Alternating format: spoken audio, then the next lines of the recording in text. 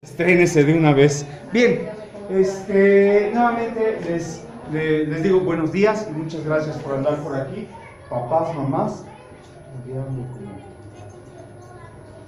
Tema. Sexualidad, sí. Pero de la sexualidad, ¿qué? ¿Qué es lo que vamos a ver hoy? Aspectos, ¿sí vieron el flyer? Sí. Morales. ¿Sí? ¿Qué más? ¿Qué decía? Éticos, híjole. ¿Qué con la ética? Eso es un rollísimo, ¿eh? Y culturales. ¿Sí? Bien. Quien quiera traducir lo que dice aquí, seguro no lo va a entender, pero ahí dice sexualidad, aspectos morales, éticos y culturales. ¿Vale? Bien. La idea que traigo propuesta para ustedes justamente hoy es a modo de perspectiva. Vivimos, por supuesto, en un mundo que está sobrecargado. Díganme. Maestra, pero ¿sí va a ir para nosotros? Pero voy para allá, por favor. Vivimos en una sociedad que está supercargada, hipercargada de imágenes, de sonidos, de formas. Ajá. Ahí está la internet, la televisión, todos estos medios de influencia que nos están rebasando. Ciertamente no es nuevo, ¿eh? O sea, uno podría atribuirle como este asunto, no, pues es que la web nos rebasa a todas las profesiones relacionadas en tanto a la salud y en tanto a la educación, pues nos rebasa. Y sí es cierto, nos rebasa, pero ya mucho antes estábamos muy rebasados, ¿saben? Por ello es que, pues bueno, vamos a aplicar como la misma, ¿no? Una sobrecarga a modo visual, a modo audible, que nos permita observar estos asuntos sobre la sexualidad, la moral, la ética y la cultura. Faltó una A. Bueno, imagínensela ahí. La cultura, ¿sí? Igual, en ese mismo sentido, traigo propuesta para ustedes una serie de cortometrajes. Por eso la idea es que cada quien tenga una hojita. Y entonces somos 2, 4, 6, 8. Ya la hicimos, porque son, ¿cuántos? 2, 4, 6, 8. Uy, hasta les toca escoger de a más. Ajá, qué bueno.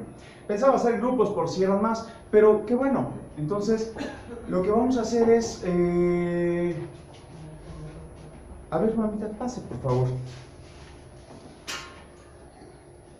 Platíquenos un poquito. ¿Cómo se llama usted? Luz. Luz, ¿qué se le ocurre que sucede en el tema de la sexualidad, la cultura, la ética, la moral? ¿Qué pasa ahí? Bueno, nuestros chiquitos están muy expuestos. Expuestos. Sí, Expuestos. expuestos. Bien. Dentro de esta pseudo biblioteca virtual que propuse aquí, ¿qué se le ocurriría revisar para su inquietud? Estereotipos y la violencia, heteronormatividad, lucha de género, discriminación en la actualidad, sexualidad y pensamiento binario, diversidad e identidad sexual, estereotipos del hombre, sobre las violencias, relaciones y superficialidad, transgresiones, abuso sexual y pensar el cuerpo. Pensar el cuerpo. ¿Le damos? A ver qué nos propone la mamá Luz, ¿vale? En el entendido de que esto no se va a cansar. Pensando en que esto sí suena. Pensar el cuerpo. Pensar el cuerpo.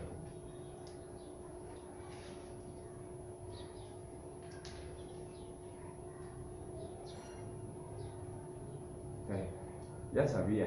Denme un segundo.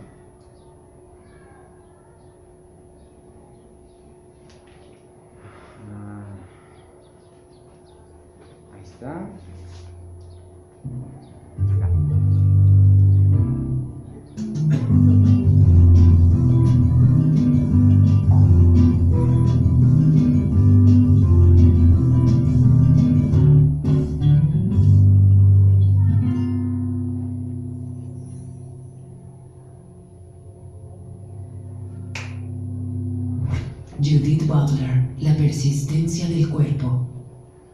constituye la persistencia del cuerpo, sus contornos, sus movimientos, es lo material, pero la materialidad debe pensarse como un efecto del poder, su efecto más productivo. Judith Butler. Loana Berkins, una activista travesti y transexual, recuerda que a sus 13 años su padre le decía que se hiciera hombre de una vez o se marchara de la casa. Loana decidió marcharse y enfrentar un mundo que se le daba fragmentado porque no había categoría para ella. No era varón ni mujer. Esta neutralidad aparente la despojaba de su cualidad de persona que la hacía visible solo al margen de la norma. Pero, ¿qué reglas había quebrantado Loana? Hemos dotado de significado a nuestros cuerpos a partir de nuestros órganos sexuales. Y sin embargo, los códigos de ser varón o mujer no se encuentran prescritos en nuestra condición biológica. Ser hombre o mujer es el resultado de una construcción social y cultural que yace en el imaginario que impone las reglas que regulan nuestra identidad, nuestras acciones y nuestros cuerpos. Soy María, amante del surrealismo y la vida, alter ego de Mario, y así soy yo. Soy yo.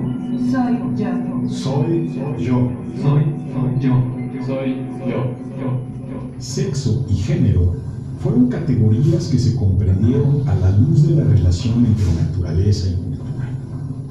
Como si el sexo fuese solo algo dado en la naturaleza y el género solo algo producido por la cultura.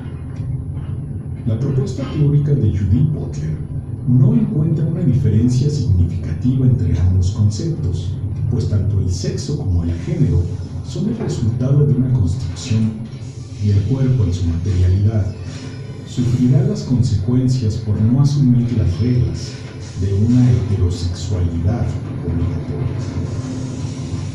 El cuerpo será condenado y castigado por la institución social, despojándolo de sus derechos básicos, como la elección de un nombre, la atención médica o el trabajo digno.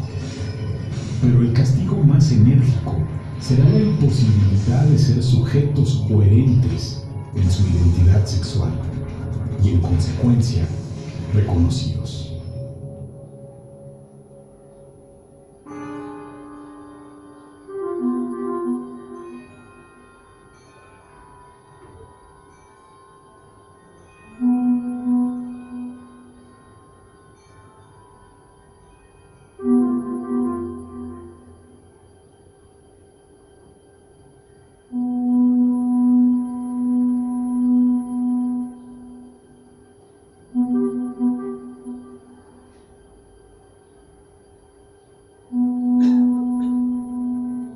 En distintas prácticas culturales, como la de los muishes de Oaxaca o los Hijra de la India, se defiende un tercer género que tampoco los obliga a la ablación. Son personas que asumen su homosexualidad en un entorno cultural que también se lo reconoce. Se muestran, se exhiben, ejercen su derecho a ser mirados y al libre tránsito.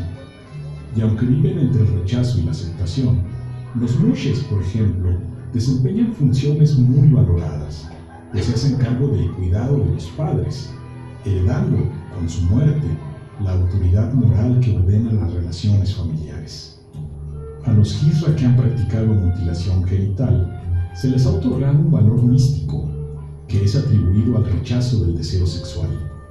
Son considerados sujetos intersticiales, que se ubican entre lo mundano y lo sagrado, razón por la cual pueden bendecir o maldecir a los niños recién nacidos. Australia, Nueva Zelanda, Nepal, Alemania son algunos países que han aceptado jurídicamente el registro de un tercer género. Judith Butler, la persistencia del cuerpo. Lo que constituye la persistencia del cuerpo, sus contornos, sus movimientos, es lo material, pero la materialidad debe pensarse como un efecto del poder, su efecto más productivo. Judith Butler. Bien, buena elección, Luz. Usted hablaba de la exposición, ¿no? Quedan expuestos. ¿Sí? ¿Qué se les ocurre con este pequeño? Son cápsulas del canal 22, hasta en televisión abierta, fíjense. No es totalmente basura, la televisión abierta. Buenas cápsulas, el 22, el 11, ya tengo muchas dudas de lo que pasa en el canal 11, pero también hay buena programación, muy rescatable aún. ¿Qué se les ocurre acerca de la exposición del cuerpo? ¿Qué onda con el género? Vivimos en el 2019. 2019, sí. 2018, me quedé en 2018, no, 2019, y seguimos pensando que la sexualidad y el asunto del género, o sea, se reduce a un asunto binario, hombre, mujer. Digo, si nos vamos como a estos rollos históricos, pues está como, por ejemplo, los primeros cristianos, ¿no?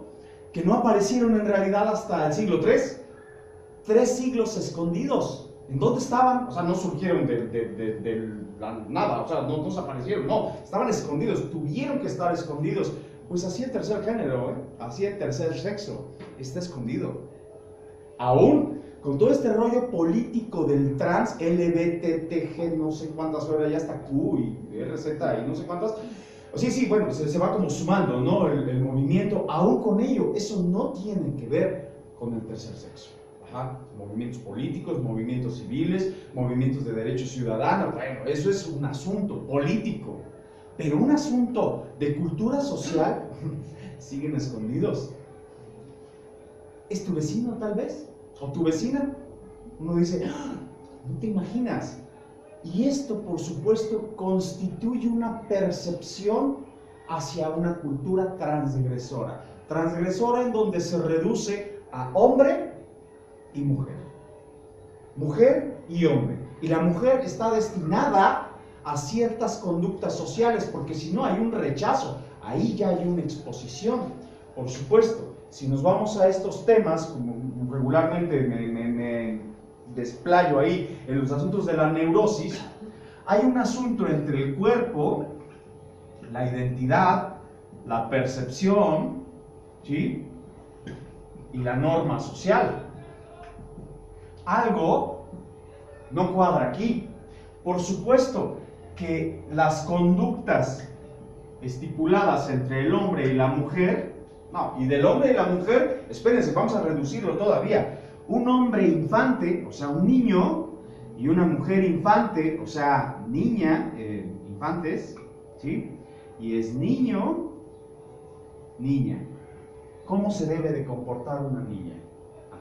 Pero ciertamente hay un choque aquí, hay un choque, y esa niña no va a cuadrar. Y en ese negarse la posibilidad de actuar conforme a su sensación del cuerpo, tal vez el cuerpo sugiere más intempestividad, quizás más precisión, más fuerza, más vitalidad, más, o sea, la naturalidad de un cuerpo, no estoy hablando de un cuerpo sexuado, estoy hablando de un cuerpo, a saber de qué glándula le rige, no podemos saber eso. Sin embargo, a través de una constitución de norma social, pareciera que todo el mundo ya sabe cómo se debe de comportar, qué es lo que debe de decir. Por supuesto, ese sujeto termina, sujeto infante, termina neurotizado, o mejor dicho, voy a corregir, voy a inventar una palabra, si me lo permiten, hiperneurotizado, no existe el término, pero está como sobrecargado de la neurosis es la privación del placer, primero por una negatividad, o sea, se lo niega el propio medio, y después a sí mismo, y entonces pues viene justamente la perversión, la transgresión, todos estos signos de violencia. ¿Pero por qué? Porque hay algo que no cuadra, y esto es nada más perceptible.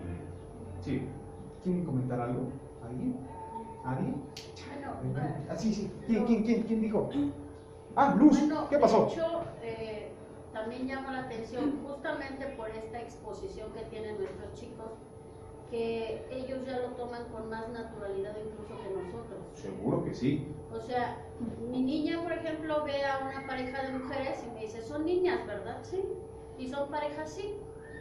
Pero ya ellos te lo dicen más natural. Es como cuando nace un bebé negrito, un bebé chiquito negro junto con blancos, todos juegan bien, porque entre ellos no existe esa diferencia. Ellos se ven como niños. Y ahora nuestros chicos también se están viendo así como naturales, ¿no? Hay un reporte, miren, es que es muy interesante esto. De verdad, lo encuentran hasta en Google. Yo siempre sugiero, encomiéndense a Google y los escuchen, les lanzan la respuesta. El reporte Kinsey, hay dos, el 1 y el 2, ajá. Es una cosa así, es un tabicón, pero se lo pueden ir como botaneando en los próximos 10 años. Es demasiada información, mucha información basura, mucha información comercial, pero de fondo tiene datos bien interesantes, ¿saben?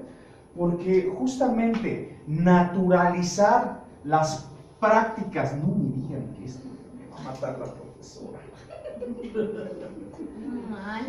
Híjole, pues, ya que le digo. ¿Con acetona? Sí, con este. Con alcohol. Ese, ajá. Bueno, ya, voy a corregir este. No, pues venga, escribo acá. Bien. El reporte 15 sugiere lo siguiente, o sea, está el cuerpo de lo masculino, como se conoce, ajá, está el cuerpo de lo femenino, voy a ponerle falda para verme transgresor, ¿sí? Y es más, hasta coleta, ¿vale? El reporte 15 sugiere algo bien interesante, más o menos, por ahí de los 50, 60, pero no se dio hasta conocer hasta los años 70, ¿eh? Bueno, obviamente en el campo científico sí se conocía este reporte y es un estudio que marca acerca de las tendencias entre la homosexualidad, por ejemplo, las prácticas sexuales, la cultura, incluso hasta los niveles y calidad de orgasmo que pueden tener las personas. Y está interesantísimo porque, pues, justamente hablando de los placeres y del orgasmo, bueno, se entendía se los voy a decir así muy breve, se entendía que, por ejemplo, la gente culta suele tener un poco más de orgasmos o puede llegar o tiene más acceso a lograr un orgasmo, ¿no?, con su pareja que la gente que no tenía una preparación académica. Ajá. ¿Esto qué se lo daba? El sentido del trabajo. El jornalero terminaba como bastante exhausto, ajá, y no conocía el cuerpo sino más que en una propiedad, y en una propiedad solo alcanzaba a llegar a la eyaculación y no llegaba como a esta culminación del orgasmo, ¿no? Que no es propiamente una eyaculación. Una persona puede tener orgasmos y si no llega a la eyaculación, pues mejor, porque puede pasar el siguiente umbral de placer. Ajá. Pero eso no es lo interesante de este asunto, ¿no? Sino el estudio que se clava hasta las familias. Y entonces estos formatos de familia regular, común o tradicional, convencional, por así decir, el hombre y la mujer, el marido y la esposa, que tienen sus hijitos o sus hijitas, o sus hijitos e hijitas. Ajá. El punto es, ¿cuánto de esta pareja heterosexual tiene como este gusto de la homosexualidad, o cuántos realmente han llegado al acto, ¿no? La homofobia, y estos estudios acerca de, bueno, de dónde nace la homofobia, ¿no? O sea, tú ves un tipo así, súper macho, ¿no? Acá, iba a decir barbado, pero no, mejor no. Así súper macho, súper rudo, súper intenso, ¿no? Y dice, no, es que estos son maricones, estos hay que sacarlos a patadas, quién sabe, ¿eh? Hay algo de una homosexualidad oculta, o sea, esta neurosis de la que les hablaba hace un momento, hay algo en ese deseo negado, está negado, ¿por qué? Pues justamente por el castigo cultural. Y entonces se empieza a desatar en el colectivo de la sociedad una violencia transgresora hacia esa práctica, porque en el fondo es algo que yo deseo, pero me es negado, y yo mismo me lo niego. Las prácticas, es que yo vivimos en una sí sociedad. tengo Dígame. una controversia en este momento. Dígame. Lo que yo conozco es que cuando una persona se hace homosexual, que cambia como un hombre le gustan los hombres, Ajá. es porque tienen un problema de acá, como o sufrieron un abuso, sufrieron un maltrato, o sufrieron algún trastorno que los hace cambiar, y luego cuando sanan eso vuelven a estar normal. Pues en mis palabras, para que me puedan, pueden estar normal. Yo he visto los casos y me consta de esos casos que he visto mujeres que eran lesbianas, les encantaban las mujeres y aborrecían a los hombres y ya no. Ya no. Les gustan los hombres ahora. Hay un Sanaron tránsito. esa, una de ellas fue abusada sexualmente por 20 hombres Ajá. y por eso aborrecía a los hombres. Ya. Y le empezaron a gustar a las mujeres. Ajá. Pero cuando ya sanó todo eso, fue Sanó. cuando yo soy... No. Escuché ese término y me imagino de dónde viene el discurso. Yo soy católica, entonces soy Sí, sí. servidora de un retiro que se llama Emmaus. Entonces en ese grupo son retiros de mujeres. Entonces en ese retiro yo fui la que le apoyé sobre ese sentido, entonces sé muchas cosas sobre ella. Y en ese Bien. momento eso fue lo que ella más le dolió. Cuando ella ya pasó ese trance, ya se dio cuenta que no era que le gustaban las mujeres, sino que tenía ese problema. Ojo, porque justamente acerca de lo que vamos a hablar es Ajá. justo acerca de la exposición y justo acerca pues, de una perspectiva. Ajá.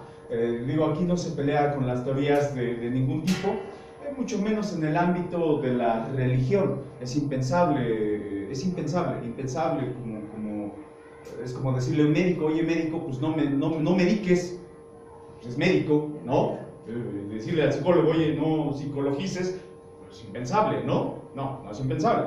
Igual en los aspectos de la religión, pues es imposible, ¿no? Porque pues ellos, ese es su orden, ¿vale? Sin embargo, hay algo que se nos está escapando en todos los ámbitos, culturales, religiosos, profesionales e incluso cientificistas. No es que una persona se convierta en un homosexual. Hace 100 años había un término que se llamaba inversión. Ajá. Incluso el propio Sigmund Freud regó ahí inversión.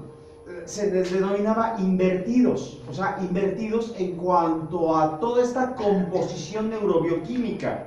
Pero esto es perfectamente natural en todos los cuerpos. Vaya, a lo que se refiere aquí es que todos los cuerpos tienen un dote de homosexualismo. Hay quienes lo desencadenan y lo llevan al acto, y hay quienes no, simplemente está pasivo. Hay quienes un evento externo desencadena y brutaliza el acto. Ciertamente, si hay un abuso sexual con un infante, bueno, pues sí, el infante, a ver, tradúcele lo que pasó. Si el adulto no puede, el infante menos. Entonces es un asunto en el cual está pegoteado, y sí, la probabilidad de que lo lleve al acto es muy alta. ¿Pero por qué? No porque quiera desquitarse o sienta odio, no, tampoco. O sea, fue porque no comprendió, o sea, no alcanza a traducir todas las sensaciones. Entonces la reproducción del acto es no para el otro, es para mí, para poder entender qué carambas pasó. Ajá. En ese sentido, bueno, la composición neurobioquímica es la composición neurobioquímica. He de ahí el mito, es un mito, de que no, hombre, los hombres cuando llegan a los 50, aguas, cuida a tu marido porque se vuelve maricón. Es en serio, eso, bueno, eso en los tiempos de la abuela se escuchaba mucho. Y es que sí, pues oye, fuiste otra vez con el compadre y fueron a tomar solos y llevan 3 días perdidos. Suena sospechoso. Pues sí. Sí, claro. El desinhibidor, el factor del alcohol como un desinhibidor de la represión de la sexualidad. Ajá. Y algo pasaba ahí, compadre. Ahí no había lío. Pero porque vivimos en una sociedad justamente heteronormativa. Si ha sido la comadre, no, pues entonces esta sí se pone de brincos, ¿no? Pero como era el compadre, es como impensable. Pero lo que pasaba, según este estudio 15, entre el compadre y el compadre, habían dado una buena fiesta, vaya. Y podría ser transitorio. Así como los periodos premenstruales o como antes de la adolescencia, ¿no? O sea, como este tránsito, que es un desorden neurobioquímico brutal. O sea, la feromona la lanzas. O sea, en esta etapa de adolescencia, pubertad, el término correcto es pubertad. La pubertad dura más o menos desde los 11 años hasta los 21 años. La adolescencia es un concepto social, la pubertad es un concepto biológico. Entonces, lo que sucede en la pubertad es todo este desencadenamiento y de repente lanzan feromonas. Y dicen, ¿por qué traes una fila atrás de ti? Pues no sé, Bueno, una parte es la estética, otra parte es como la cultura, otra parte será la provocación, pero otra parte son las feromonas, punto. Porque el cuerpo lo está desencadenando, sugiere una reproducción constante de ese momento, pero pensarlo así justamente es un pensamiento meramente primitivo, ¿no? Entonces, vámonos con calma para este asunto. Pase, por favor. ¿Cómo se llama usted? Micaela. ¿Y cuál es su asunto con la sexualidad? ¿Qué se le ocurre? Digo, no es su asunto, pues, pero aquí, en esta, nútranos. ¿Qué se le ocurre? A mí se me hace, a pesar de que soy joven, se me hace difícil. Tengo un niño de 9 y una niña de 5 y se me hace muy difícil hablar de sexualidad. De sexualidad. Sí. ¿Qué se le ocurre? Diversidad e identidad sexual. Diversidad e identidad sexual. ¿Cómo se llama? Micaela. Micaela nos propone esto. Pues vamos a ver y procuraré no aventar una verborrea tan larga, después de... El ser humano es un ser sexual, es decir, nace con órgano sexual. Cada individuo vivimos esa condición de ser una persona sexuada de una forma particular. Y a ese hecho le llamamos sexualidad. Pero, ¿cuántas formas de sexualidad hay? Vamos a verlo. Para eso, déjame que te aclare 4 conceptos. Ya verás. Este video lo encuentran en YouTube, todos, los encuentran en YouTube. Empecemos con el sexo para biológico. como referencia. El sexo biológico hace referencia a las diferencias biológicas existentes entre los hombres y las mujeres, los genitales, los cromosomas y las hormonas. Si tienes pene, testículos y tu cromosoma es XY, tu sexo biológico es hombre. Si tienes vulva, ovarios y tu cromosoma es XX, tu sexo biológico es mujer. Cuando naces, e incluso antes, se fijan en tu sexo biológico para decir si eres un hombre o una mujer. Y así eligen nombre. Siguiente concepto, identidad sexual. También se le llama identidad de género. Es sencillo, es la respuesta a cómo te sientes tú, hombre o mujer. ¿Te sientes hombre? Tu identidad sexual es de hombre. ¿Te sientes mujer? Tu identidad sexual es de mujer. Es una vivencia subjetiva. Y fíjate, porque esta puede coincidir o no con el sexo biológico. ¿Qué significa esto? Pues que la mayoría de los hombres tienen pene, pero hay algunos que han nacido con vulva, los hombres transexuales, y que la mayoría de las mujeres tienen vulva, pero que algunas de ellas han nacido con pene, las mujeres transexuales. Por cierto, a las personas cuyo sexo biológico e identidad sexual son coincidentes se les conoce como cisexuales. Ahora ya lo sabes. Vale. Seguimos con la orientación del deseo, o la orientación sexual, que esto suele estar más claro. La orientación sexual está relacionada con tu preferencia sexual, es decir, con el sexo del cual te sientes atraído emocional, sexual y afectivamente. Si te gustan las personas del otro sexo, eres heterosexual. Si te sientes atraído o atraída por personas del mismo sexo, eres homosexual. Esto es fácil, ¿no? Por último, te explico qué es la expresión del género. A ver, la sociedad marca que te comportes de una forma determinada por el hecho de ser hombre o mujer. La forma de gesticular, de vestir, tus aficiones, son diferentes para el género femenino y el masculino. Y así, tu expresión de género es masculino si, por ejemplo, te gusta el fútbol, te interesan los coches y se gesticulas de forma brusca. Tu expresión de género será femenina si, por ejemplo, llevas el pelo largo, vistes falda, te gusta maquillarte y te interesa la danza. Es el rosa para las chicas y el azul para los chicos que te marcan desde que naces. Y ahora, atención, mira cuántas combinaciones posibles existen con estas 4 categorías. Puede ser un hombre con pene heterosexual y femenino, o un hombre con pene masculino y homosexual, o puede ser una mujer transexual, femenina y lesbiana, o puede ser una mujer con vulva masculina y heterosexual, y así todas las combinaciones posibles. Bueno, a ver, a estas alturas igual te has dado cuenta de que faltan cosas, que a pesar de la complejidad de la que te he hablado, todo lo expuesto hasta ahora es un tanto simplista y que hay realidades que no he reflejado en la explicación. Y es así, porque lo que te he contado es el llamado sistema sexual binario, 2 realidades por categoría, y como verás, la naturaleza humana es más diversa aún, y por tanto, más guay. Así que atención, que lo que te empiezo a contar ahora descubre la verdadera diversidad. ¿Te acuerdas del sexo biológico? Hombres con pene, testículos y XY, y mujeres con vagina, ovarios y XX. Pues bien, igual no lo sabías, pero existen muchas personas que nacen con una anatomía sexual y reproductiva que no encajan con esta noción binaria. Algunos y algunas tienen una combinación de ambos tipos de genitales, con genitales que parecen ser masculinos y femeninos al mismo tiempo, o no del todo masculinos ni femeninos. O personas que tienen cromosomas XXY o que tienen cromosomas X0. A todas estas personas se les engloba dentro del nombre de intersexual. Ya ves, El sexo biológico es más variado de lo que igual te pensabas. ¿Y la identidad sexual? Yo me puedo sentir mujer u hombre. Pero atención, porque existen otras formas de sentir tu propia identidad. Lo de ahora puede que todavía te suene a nuevo, pero quiero que sepas que mucha gente no se posiciona o como mujer o como hombre. A ver, te explico. Algunas personas se sienten hombres y mujeres a la vez. Son las personas bigénero. Otros se sienten solo parcialmente hombre o mujer. Son los llamados demigéneros. Y algunas no se sienten ni mujeres ni hombres. Se les conoce como agéneros. Los llamados géneros fluidos se sienten temporalmente hombres y temporalmente mujeres. Y algunos no se definen como hombre, ni como mujer, ni como agénero. Son personas del tercer sexo. Te he dicho que podía sorprenderte, ya que son realidades poco visibilizadas aún. Pero fíjate que no importa tanto la etiqueta, sino el hecho de que la identidad sexual va más allá de la de hombre y mujer, creándose una dimensión mucho más amplia y diversa. La dimensionalidad de la orientación sexual la conoces seguro. Puedes sentirte atraído por los hombres o por las mujeres, pero también puedes sentir atracción por personas de los dos sexos, y puede que sea en diferente intensidad hacia un sexo u otro, e incluso a lo largo de tu ciclo de vida, la intensidad por la que sientes atracción por un sexo u otro varíe. Eso es la bisexualidad en toda su dimensionalidad, pero hay que ir más allá, porque pueden gustarte las personas independientemente de su sexo y género. A esto se le llama pansexualidad. O incluso no sentirte atraído por ningún sexo, la asexualidad.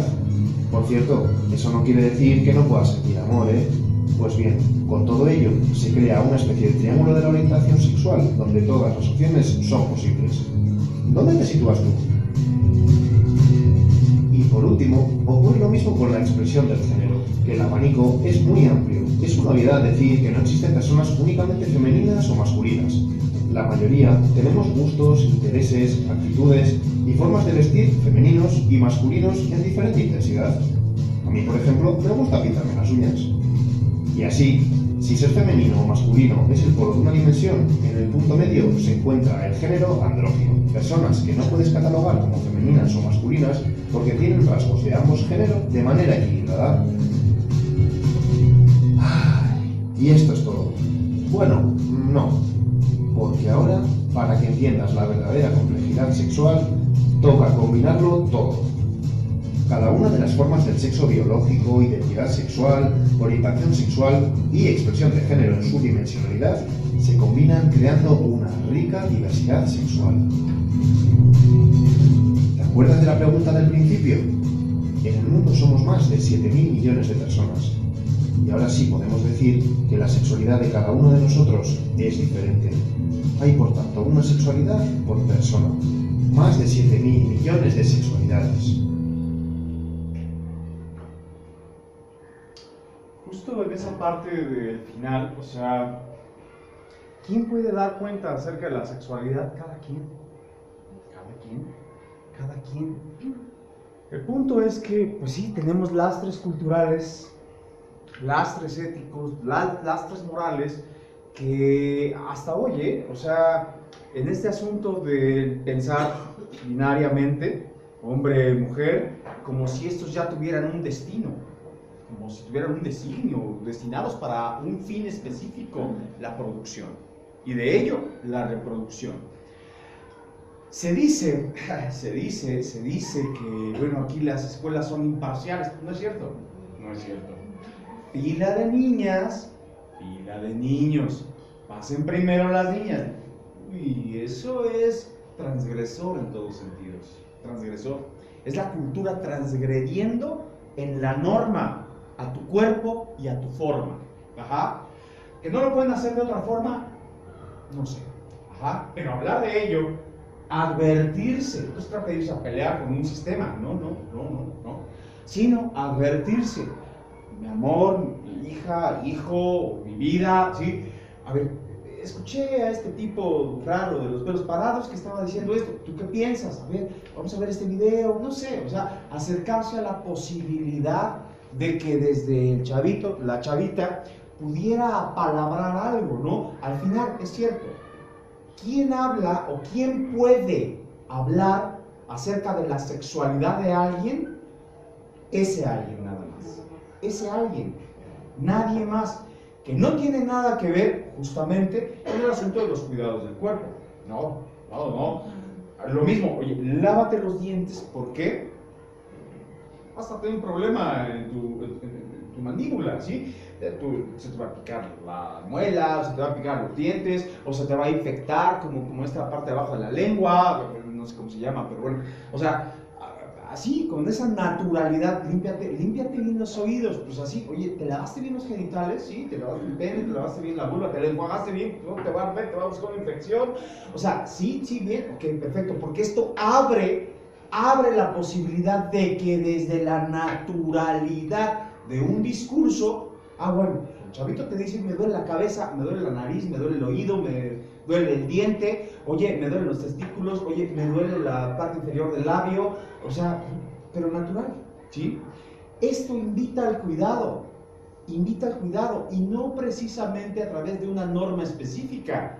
¿Por qué? Porque para cuando se va a hablar de sexualidad todavía vivimos en ese esquema de tabú milenario, ese esquema de tabú en donde, hijo, hija, yo creo que es momento de hablar de sexualidad. No, ya desde ahí, o sea, el chavito o la chavita se espantó, desde que te ve así, hacia arriba, ¿no? O sea, cierra los oídos, ya no sé qué tanto hay. Sí, mamá, sí, papá. ¿Qué le dices? Hay una imposición, entonces eso no es abrir el discurso, eso podría ser cerrarlo.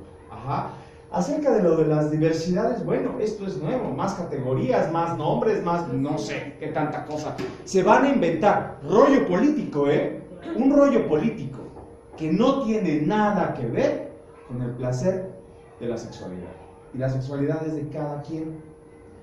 Mamita, ¿cómo se llama? Luz. Venga, Luz, por favor. Platíquenos un poquito. ¿Qué nos va a mostrar aquí? ¿Qué se le ocurre? Bueno, cuando vi los aspectos que hay, me llamó también la atención el de lucha de género. ¿Lucha de género? Por todas las alertas que hay ahorita, ¿no? Está fuerte, ¿no? Lucha de género, sobre todo con las mujeres, pero también hay hombres que lo sufren.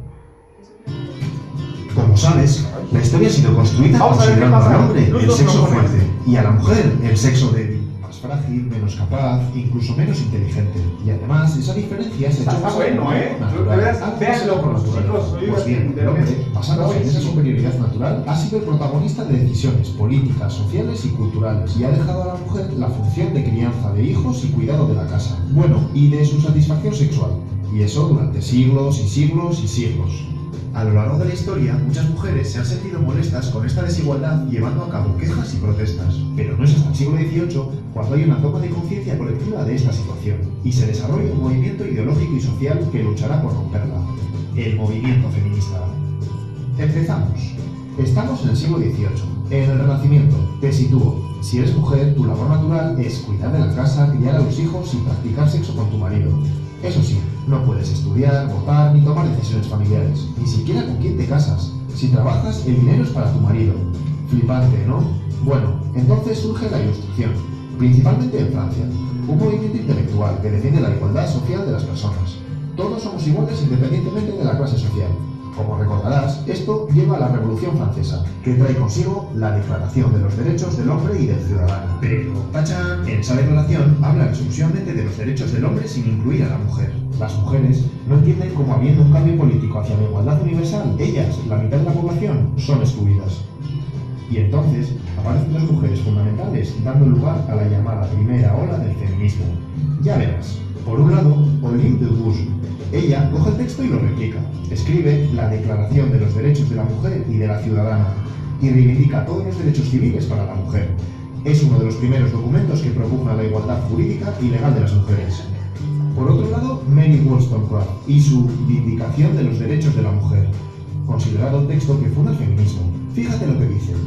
La diferencia entre los géneros, hombre y mujer, no es algo natural, como se venía pensando, sino algo cultural, algo que se produce a través de la educación. Por tanto, aboga por una educación igualitaria.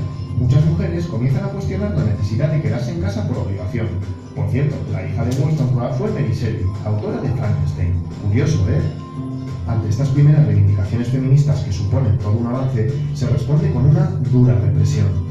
Olympe de Gouges, por ejemplo, es guillotinada, muchas mujeres encarceladas, no se permite que se reúnan más de 5 mujeres en la calle, Y espera, que esto sigue. A principios de 1800, el Código francés o Código Napoleón, que se extiende por toda Europa, exige a las mujeres actuar con obediencia a sus maridos y les deja sin derechos civiles ni políticos. Increíble, ¿eh? Ya ves, las cosas, en lugar de mejorar, se ponen peor para la mujer.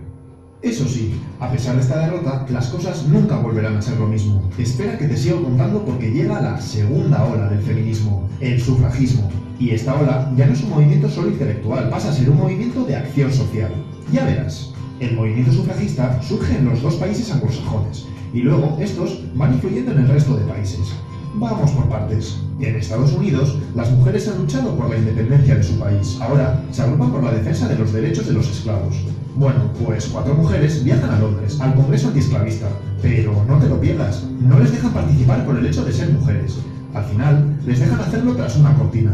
Y mismadas, toman conciencia de su desigualdad como mujeres y, de vuelta al país, 2 de ellas, Lucrecia Mott y Elizabeth Cady Stanton, comienzan su lucha, ahora ya, a favor de los derechos de las mujeres. En 1848, en Seneca Falls, frente a unas 300 personas, exponen la Declaración de Sentimientos. Reivindican recuperar todos los derechos civiles, como la igualdad de educación. Y, como sabes, el voto. Hacen especial hincapié en esto último porque piensan que una vez pudiendo votar, los demás derechos vendrán solos. Es el inicio del sufragismo norteamericano.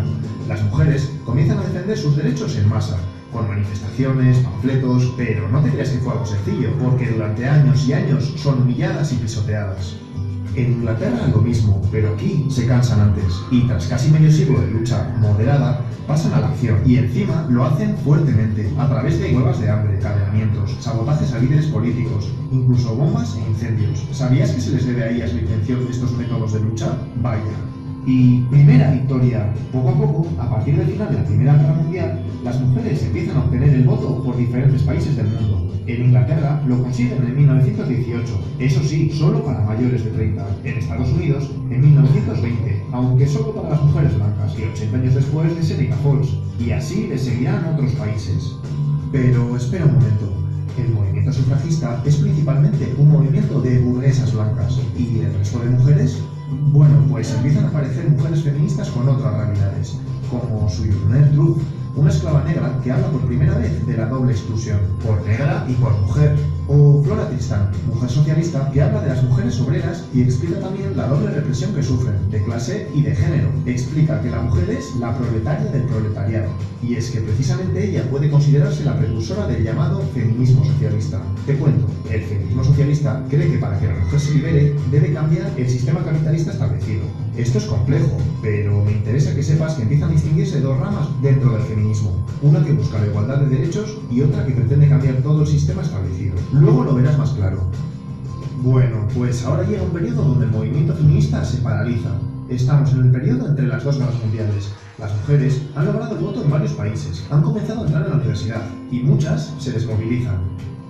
Justo entonces aparece alguien clave en el feminismo, Simone de Beauvoir, en Francia. En 1949 escribe El segundo sexo y vuelve a remover conciencias. Este es una pasada de libro, ya que es el estudio más completo sobre la condición de la mujer. Con su famosa frase, no se nace mujer, se llega a serlo, nos dice que no es cierto que a las mujeres se las defina por su sexo biológico, sino por una serie de roles asociados al mismo que tendrán que cumplir para ser consideradas precisamente mujeres. Y más cosas. Habla del androcentrismo y explica que el hombre es la norma, la medida de todas las cosas, y la mujer siempre es lo otro. De esta forma se impide que la mujer se asuma a sí misma como sujeto y hace que se identifique con lo que el hombre espera de ella. Piensa un momento, ¿a que lo ves claro? Ha comenzado la tercera ola del feminismo. Volvemos aquí. Los hombres han vuelto de la Segunda Guerra Mundial y la mujer está nuevamente en el hogar. Ahora tienen todas las comodidades para ser amas de casa felices. La publicidad lo deja claro, pero empieza a pasar algo. Miles de ellas se enferman, se deprimen, caen en el alcohol, viven ansiosas. ¿Qué está pasando?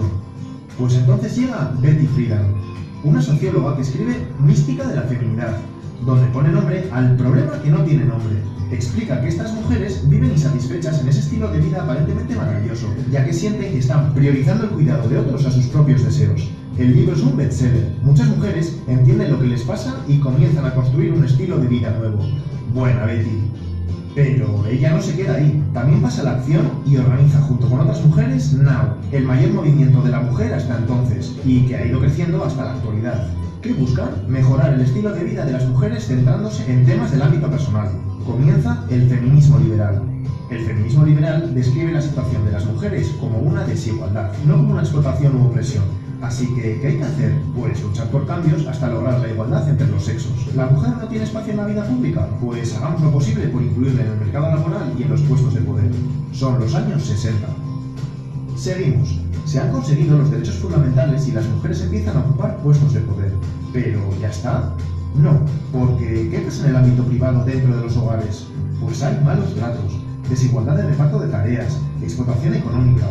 Es como si se reprodujera dentro de las casas la misma relación de poder del hombre hacia las mujeres que fuera de ella. Cada vez hay más conciencia de esto y surge una nueva corriente feminista que quiere cambiar esta situación. El feminismo radical, pero no te confundas. Radical de raíz, porque el problema hay que resolverlo desde ahí. ¿Y cuál es la raíz del problema? El patriarcado, el sistema de dominación del hombre sobre la mujer, que se produce en todos los ámbitos: familiar, política, económica, social, científica.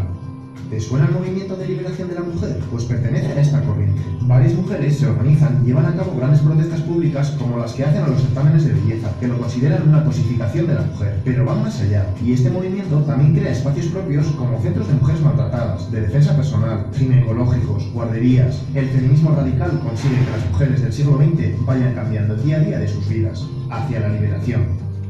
Y como te he dicho, ya tenemos las dos grandes posturas feministas de las que te he hablado antes. Recapitulemos. Las feministas liberales buscan la igualdad de derechos de la mujer frente al hombre. Las feministas radicales van más allá y quieren romper el sistema patriarcal en que vivimos. Comienzan entre ambas posturas ciertas diferencias. Te pongo un ejemplo. ¿Qué pasa si tú, mujer, subes un selfie a redes sociales en una postura sensual? Pues para el feminismo liberal, genial. Estás desafiando al sistema, que espera que te comportes de forma recatada. Estás empoderándote. El feminismo radical piensa otra cosa. Respeta tu foto. Eres libre de hacer lo que quieras, pero no cree que estés desafiando nada, porque te mueves dentro de los esquemas patriarcales impuestos del sentido de belleza de la mujer y feminidad. Vamos, que el sistema de poder se siga manteniendo.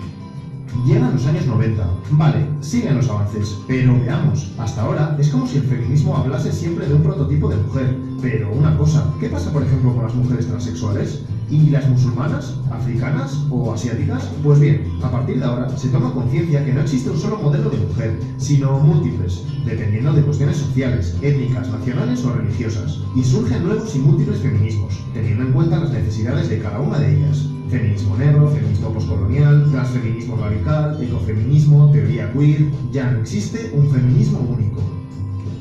A lo largo del siglo XXI se va adquiriendo una mayor conciencia en la sociedad general de la desigualdad de la mujer y surgen movimientos sociales como el movimiento Me Too, donde millones de mujeres denuncian públicamente su experiencia de abuso por hombres, o las manifestaciones y huelgas multitudinarias del 8 de marzo de 2018, en el Día Mundial de la Mujer. Se ha logrado mucho, pero a día de hoy no se ha consolidado la igualdad entre hombres y mujeres. Sigue habiendo violencia de género, las mujeres siguen cobrando menos por el mismo cargo laboral y los puestos relevantes en el mundo de la política, militar y económica siguen siendo mayoritariamente de hombres. Hemos llegado a la actualidad. Eso es un lío, ¿eh? Y no va bien. Digo, esto apenas empieza a desencadenar. ¿Cuál suponen que es el principal conflicto de esta rivalidad de géneros? La igualdad, ¿no? Pero ¿cuál es el conflicto? Bueno, es como sería como la propuesta de solución, pero ¿cuál es el conflicto? ¿Por qué sigue existiendo? Bueno, por el machismo, ¿no? Principalmente socialmente por el machismo que hay en nuestra sociedad. Voy a decir algo que me recordó algo, bueno, no fue por esto, ¿no? Nunca supe por qué fue. El otro día me encontré justamente una feminazi que me insultó 10 estaciones en el metro. Yo no sabía si sacar mi libreta de apuntes y a ver qué está diciendo, o de veras voltearle un cabronazo, o sea, ¿qué quieres? Evidentemente no lo hice porque políticamente estamos viviendo tiempos muy difíciles. No iba a entrar en una provocación, evidentemente, pero es muy interesante cómo se empiezan a mover estos ejes de poder. Ajá.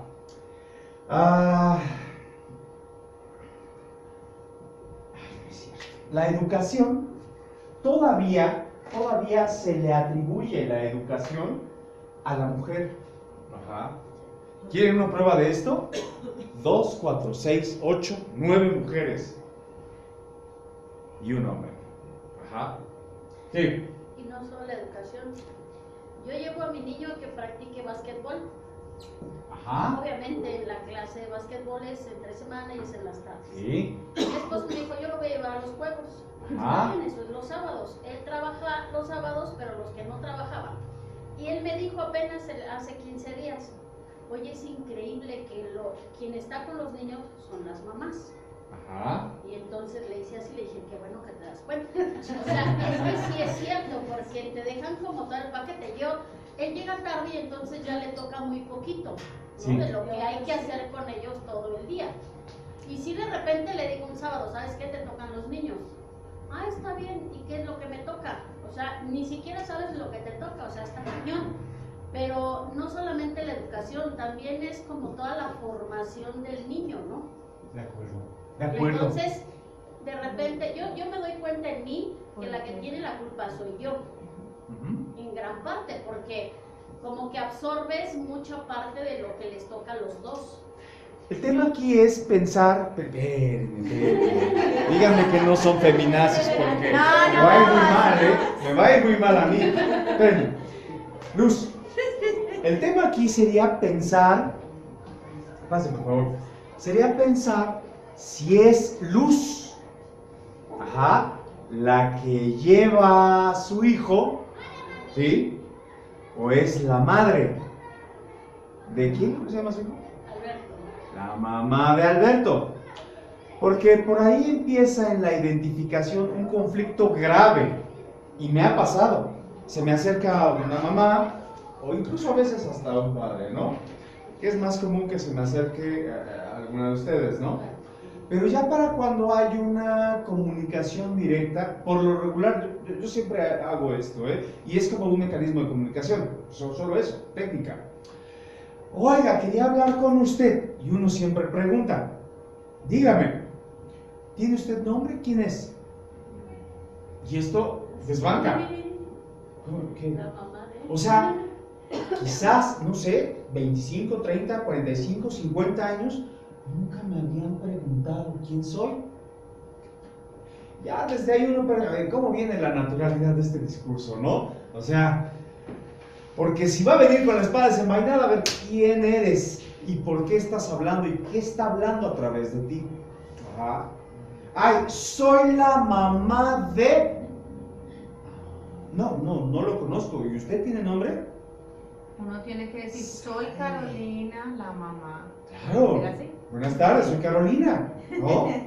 Carolina, dígame Carolina, ¿cómo está? ¿Puedo ayudar en algo? Sí. Fíjese que es acerca de tal fulano, ¿no? Y tal fulano es mi hijo. Ah, bien. Vaya, pues ahí sí, miren, me dejan indefenso. Claro. ¿Qué hago? Porque tengo a la persona enfrente. Porque anterior lo que tengo es una construcción social.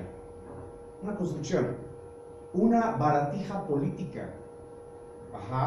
Que ha permeado durante siglos y les ha arrebatado la identidad. No es el maldito macho opresor, cerdo capitalista. No, porque entre nosotras mismas, nada más. Hay una los celulares, anulación. ¿cómo está?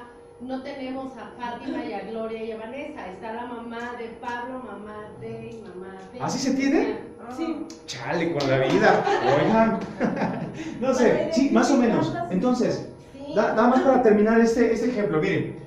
Es el sistema cultural, es un sistema político. El sistema heteropatriarcal, o sea, es el serio. Casa, ¿no?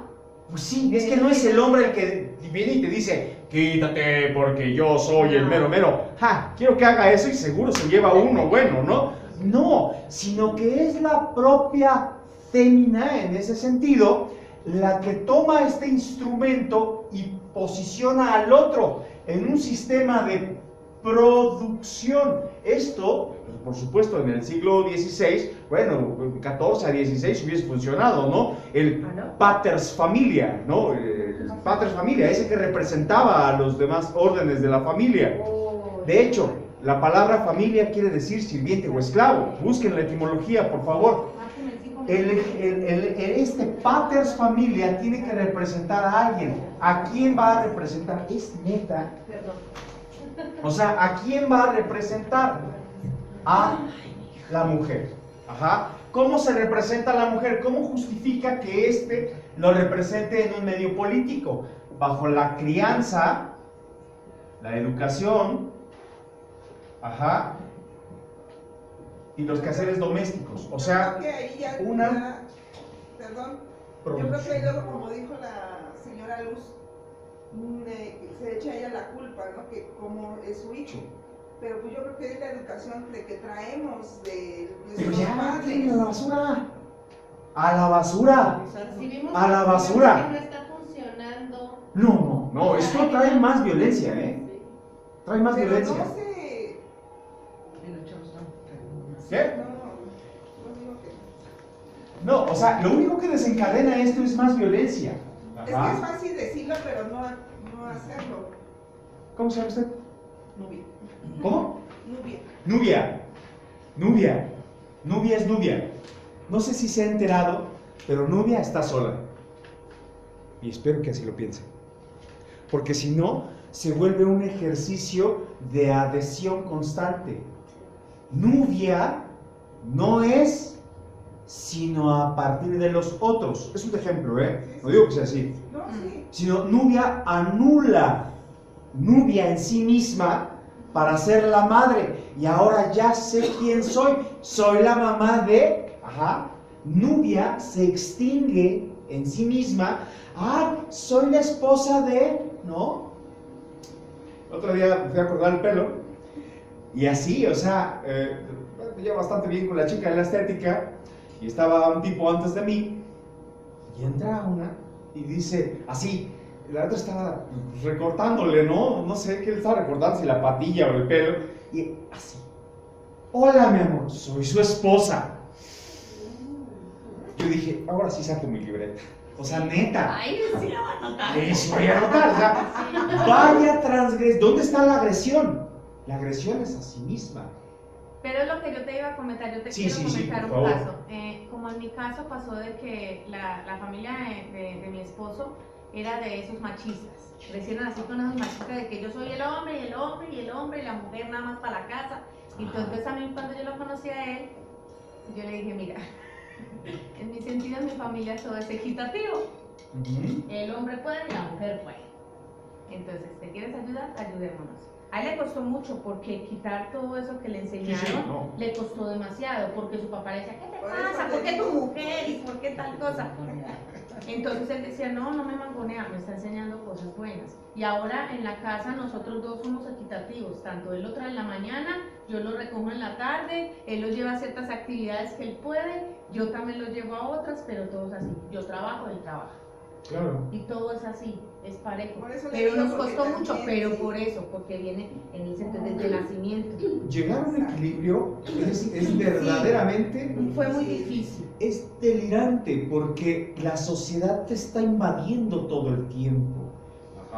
Todo el tiempo. Desde aquí, fila de niños, fila de niñas. A ver, usted no es un caballero. Deje que pase la señorita. Y con el niño que está ahora en cuarto me cuesta porque si le digo, a ver, ¿cómo que no puedes lavar un plato?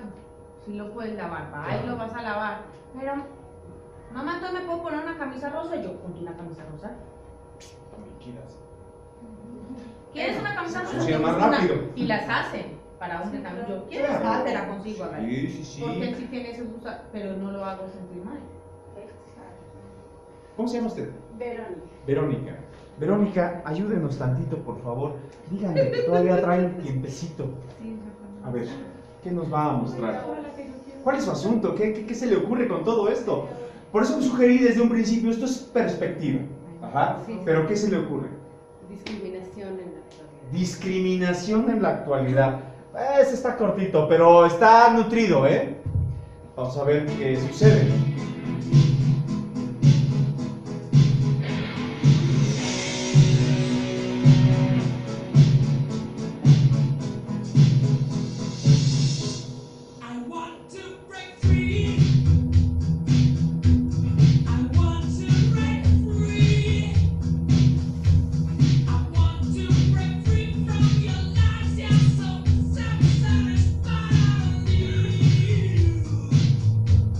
I've got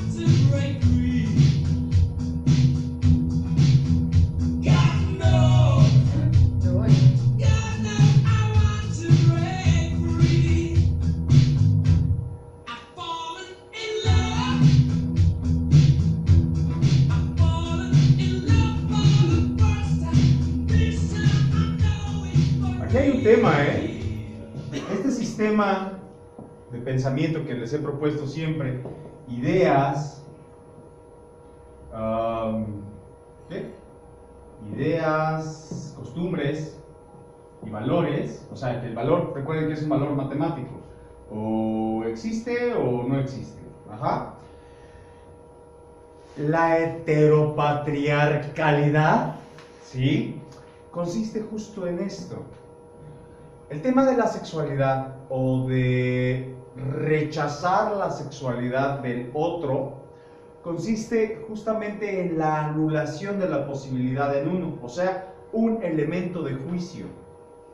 Si el otro es o no es, o le gusta o no le gusta, o a ratos le gusta, o se avienta unos bacanales griegos allá en su departamento de enfrente, o sea, unas tremendas orgías, ¿a ti qué? ¿Qué te importa? Los valores se están perdiendo. Seguro que sí, porque te importa eso. Entonces tus valores se están perdiendo. Porque tu elemento de juicio crítico, ese minúsculo posicionamiento que la sociedad te otorgó en un rol social, lo estás virtiendo hacia un sujeto de allá afuera. Y por eso hace tanto escándalo. Y no es tan difícil pensar que aquí en la escuela es justamente la formación más efectiva de juicios de toda la historia de la humanidad. Es un ojo que todo lo ve. Y no me refiero a la maestra, no, sino al sistema de formación cultural y educación que se practica. Porque está la maestra ahí, sí. La maestra no necesita ojos así como una araña. No, ni necesita una videocámara. No faltará aquel que diga, maestra, Carmen no está escribiendo. Órale. Acabas de posicionarte dentro de este escenario, en esa minúscula posibilidad de existirte, ya te estás existiendo, pero a través de otro. Y para ello tienes que empoderarte e encarnar ese elemento de juicio. ¿Y qué dice la maestra? Muchas gracias, Lucecita, ¿no? Muchas gracias, Lucecita. A ver, Carmen, ¿va a escribir o no? Y ella no vio nada. El castigo, el juicio. Fíjense toda la perversión, toda la perversión y la morbosidad que puede existir un sujeto en este reprimirse.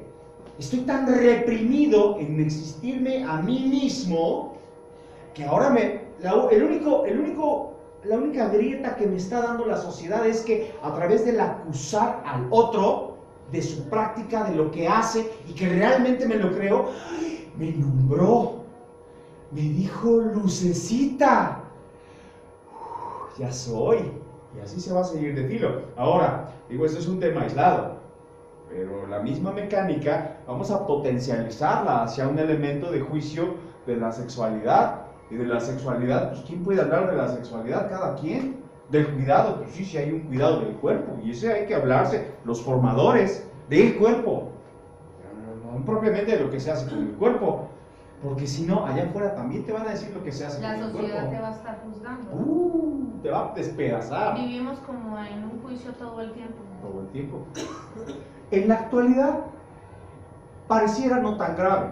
Hasta cómo hablas, cómo vistes, si sonríes, si no sonríes, si sonríes de más, si no sonríes de más, te están juzgando. Ay, se mueve mucho. Se me hace que es maricón, ¿no? Ay, no se mueve nada, se me hace que es lesbiana. ¿Viste cómo me miró, comadre? ¿Qué te pasa? ¿No tienes cosas que hacer o qué? O sea, neta, a ocuparse de sí mismo, ¿no? Lo que juzgas de los demás es lo que tú realmente tienes en tu ser.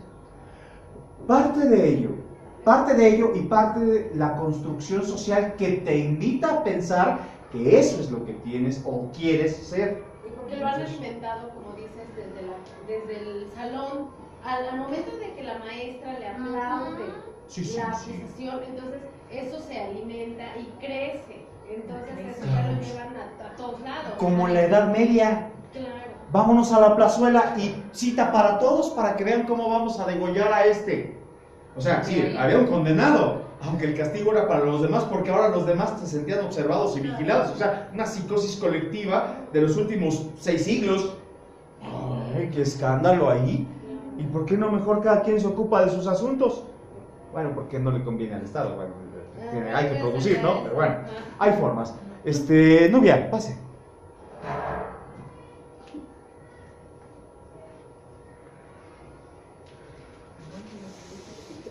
Váyase a lo profundo. ¿Qué elige? ¿Qué elige? ¿Y por qué? Estereotipos y la violencia. Estereotipos y la violencia. Vamos a ver qué pasa ahí. Ni me acuerdo qué puse ahí. Buenísimo.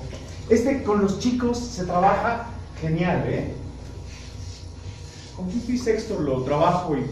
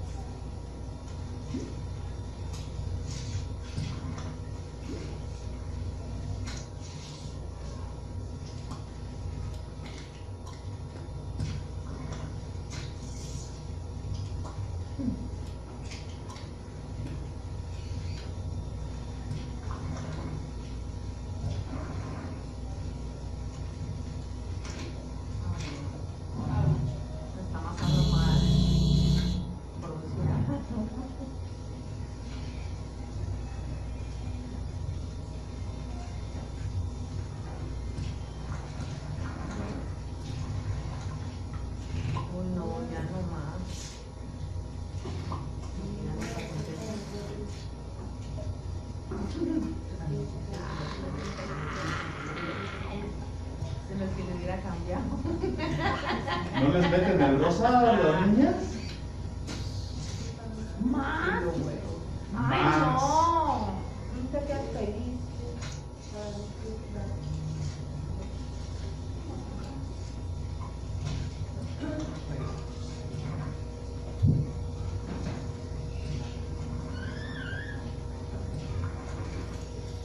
Me cayó una chica.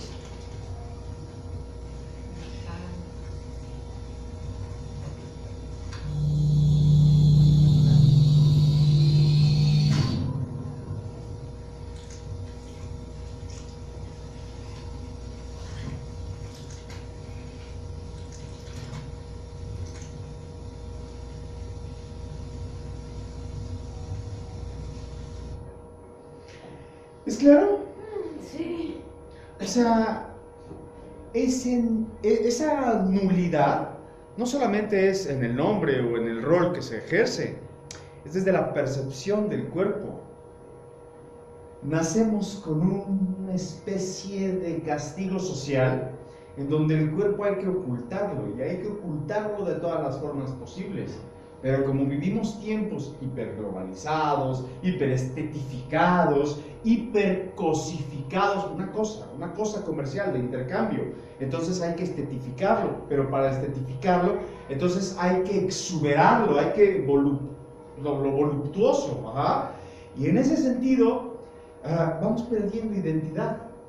Voy a poner un ejemplo, un burdo ejemplo, ¿no? Como esta persona que se tiñe el cabello. Pregúntale después de 10 años, oye, ¿de qué color es tu cabello? ¿Lo recuerdas? Pues sé que es café. Bueno, pero ¿recuerdas el tono? O sea, ¿reconoces todavía en tu mente el tono de tu cabello? No. Es difícil, es difícil. En ese sentido es un ejemplo muy básico. Pero toda la y justo hablando de la cultura trans, es esto. Es una transformación. La transexualidad no solamente se da entre sexo y sexo, de un sexo hacia otro sexo, no. La transexualidad se da en el mismo sexo. Justamente es una especie de homosexualidad en sí mismo. ¿Por qué? Porque la transformación se da hasta que quede irreconocible eso. Es la extinción del uno para convertirse en un otro que no soy. Porque se dejó involucrar de la sociedad, ¿no? Por eso pasa todo eso. ¿Y por qué no mirar el cuerpo? Justo por eso trabajo con los chicos el asunto de la Venus, ¿no? La Venus nacida, sí, de la tragedia, la Venus que emerge del mar, pero la Venus es en sí misma la diosa de la belleza, del amor, de la fertilidad, y lo que le ha hecho la humanidad a la percepción de lo natural en el cuerpo es verdaderamente unas atrocidades en los siglos que han transcurrido, y hoy no es la diferencia, no es la diferencia. Pase, por favor. A ver, ¿qué nos tiene? ¿Ya pasaron abusos? ¿No? Ándale. Ese está bueno. Sí, está muy bueno. Who can tell me hands up? A ver si se alcanza a ver. Sally, do you know the answer?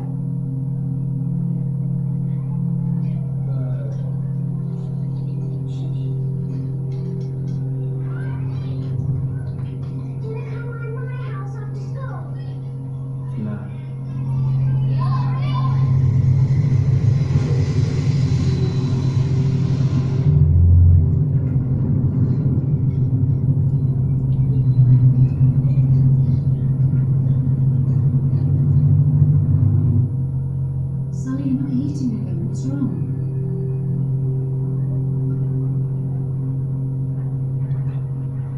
I'm fine. Can I go now?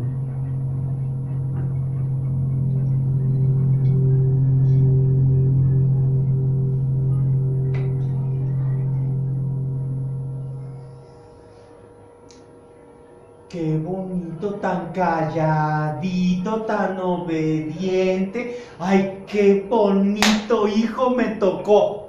No manches, ¿es neta? Si quieren. Sí, están conscientes de qué son los niños. Dice desde el psicoanálisis, bueno, hay una teoría que dice que los niños son psicóticos. Y qué bonito que así sea.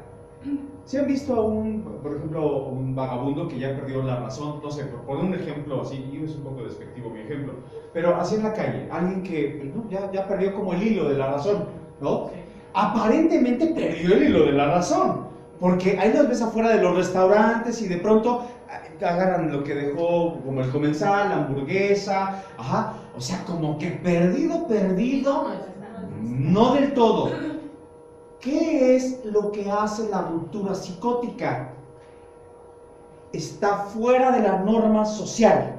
Eso es lo que hace un psicótico, está fuera de la norma social, pero tonto no es. Por eso es que él sí usa el puente y todos los demás no. ¿Quién es el que está loco, no? Bueno, no, pues hasta se duerme en el puente para dormir más a salvo, ¿no? O sea, lo único que está pasando con el psicótico es que está fuera de la norma social. En el asunto justamente de los niños, bueno, los niños son psicóticos porque ellos no están en la norma social. ¿A qué los mandaste aquí? A que los normaran, ¿no? Sí, los mandaste, o ¿a qué los mandaste? A que los normaran, para que puedan ejercerse allá afuera, ¿no? Para que puedan desenvolverse en la sociedad. Para eso están aquí, pero no sé si te enteraste. Eso es lo que están haciendo, dominando, controlando. Porque si tú dejas al niño como tal, es intempestivo, es dinamita, es un torbellino, ¿sí? Fuera de la norma. Ya, siéntate. Y se para, ¿no? Oye, ya cállate. Pero es que... O sea, fuera de la norma, fuera de la norma. Es como un psicótico en chiquito, ¿no? Digo, pero de forma natural, ojo, porque el psicótico, ese ya algo tuvo que pasar para que, mira, mejor cerró la cortina y se fue de vacaciones. Sí, ok, bien. Pero en el chavito no, o sea, naturalmente tenemos una fuerza así, salvaje, que nos domina. Y eso es justamente lo que hacemos en estos lugares. La familia, pues también tiene su asunto, ¿no? Cultural. Aquí, pues es como lo educativo para que seas productivo allá. O sea, tienes que producir, ¿sí? El punto es que si se nos pasa un poquitito la mano, exponemos a los chicos justamente a un abuso. es un tema controversial en todas las sociedades del mundo, pero en la mayoría de los casos de abuso sexual, el niño o la niña es un seductor. Y esto escandaliza a todo el mundo. Es un seductor. ¿Me explica en qué sentido el seductor? ¿Le explico en qué sentido el seductor? No. Explíqueme en qué sentido entendió el seductor y después voy yo. En lo físico. No. No tiene que ver con el cuerpo. Okay. Tiene que ver con la forma. La seducción no tiene que ver con el cuerpo. Si no nos ponemos como la Venus, ¿no? O sea, esta baratija comerciada. No. O sea, me refiero en la seducción. El niño es seductor.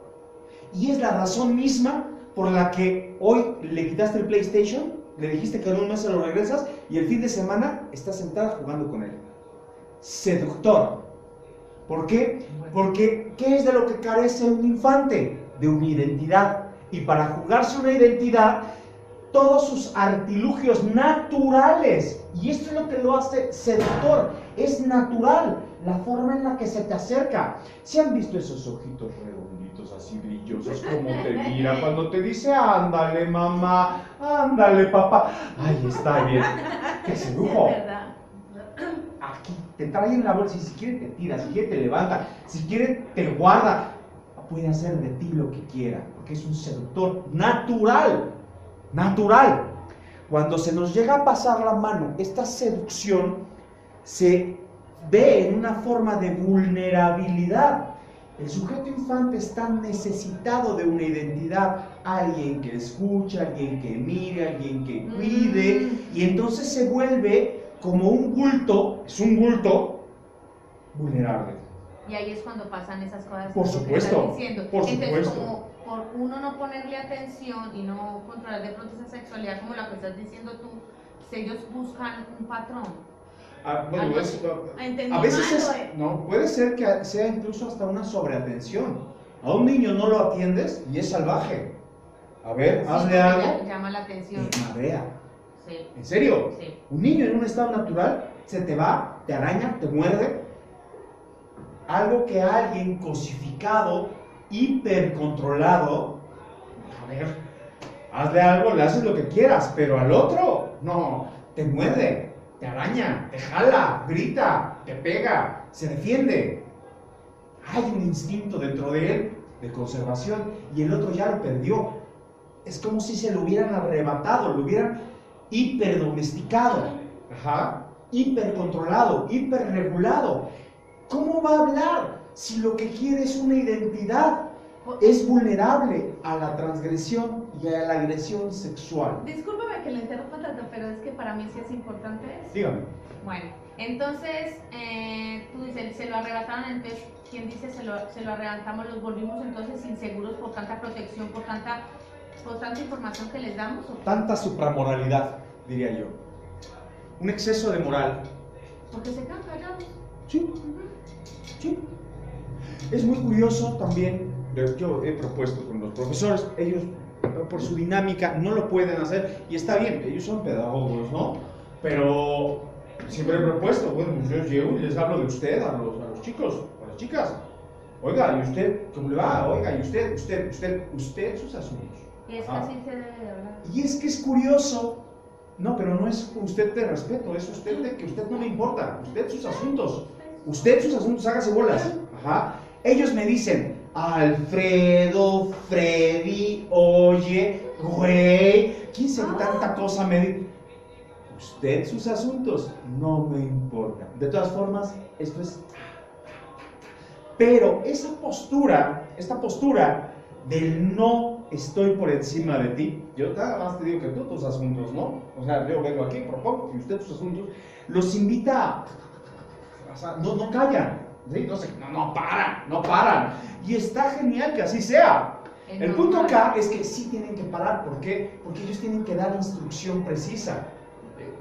La dinámica contraria de este lado, ¿no? Ustedes como formadores es muy curioso porque pueden estar jugando los dos roles. Si todo el tiempo y las dos formas es una instrucción precisa, ¿no? Como esto que dicen, o sea, sí, la familia debe de ponerse de acuerdo, por ejemplo, en las decisiones. Vamos a pensar, no sé si recuerden estas charlas acerca de la familia. Está un sujeto y un sujeto que ambos son pareja, aquí en este sentido, y tienen un sistema de valores.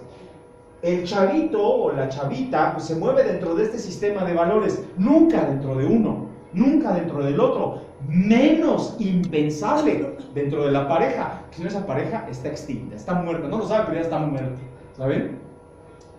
Dentro de este sistema de valores, las decisiones ya están tomadas, ya están tomadas. ¿Por qué? Porque hay acuerdos. Y entonces en el momento en el que, oye, ma, ¿puedo ir al cine?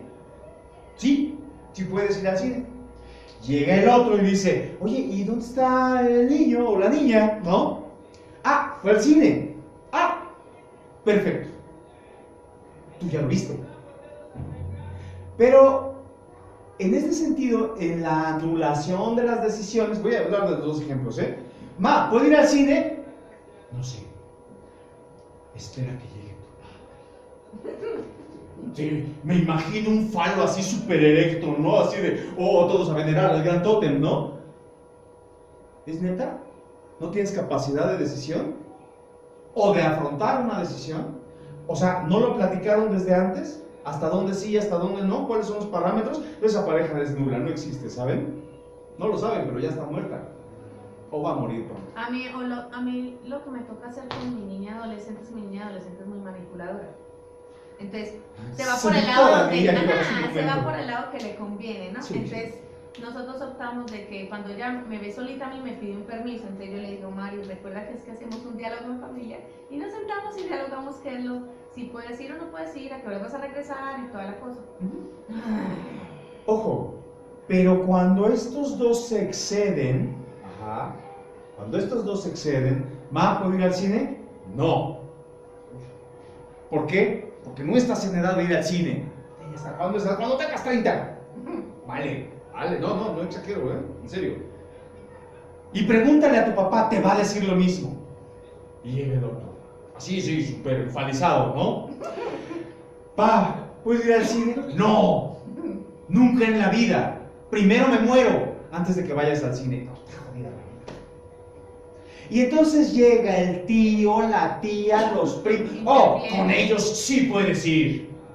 No, pues ahora dependes de estos para poder existirte en una especie de algo que se asemeja a un placer individual. Pero no es un placer individual, está disfrazado. Ahora resulta que para poder hacer dependo de otro. Y a escondidas de estos dos que son, ¿cómo lo digo?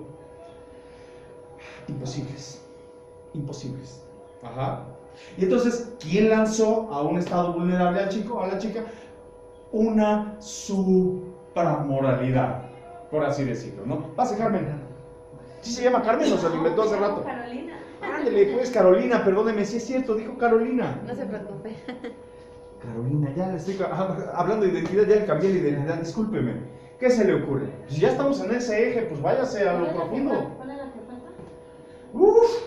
A ver, transgresiones sobre las violencias, relaciones y superficialidad, sobre violencias.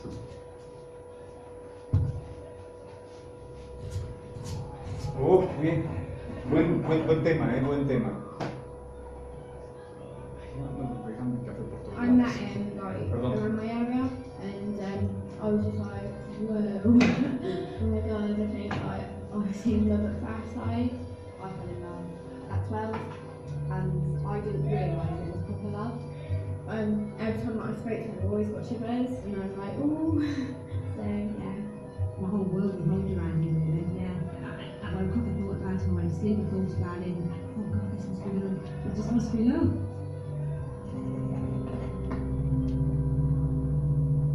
This boy like proper ruined me, because I thought I was the love of my life, I'm just going to leave everybody, and I depend on him 24/7.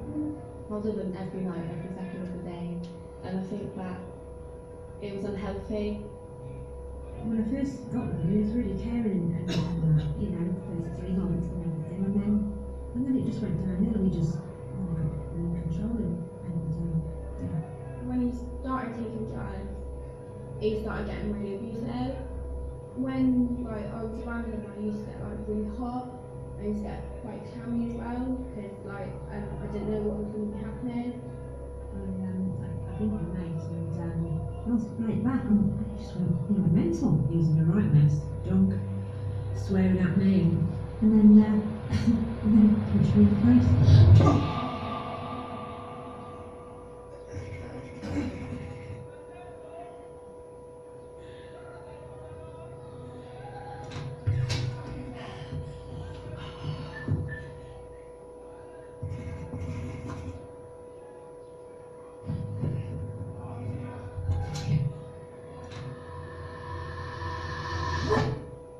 Well, I wish I had left him, but I couldn't leave, it was just like something inside of me was broken.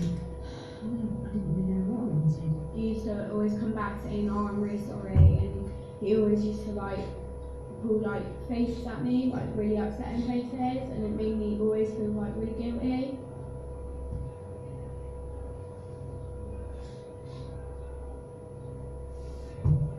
Like one minute he's like really nice, next minute he's like really violent, and then he tries to make up to you. It just keeps going round and round constantly.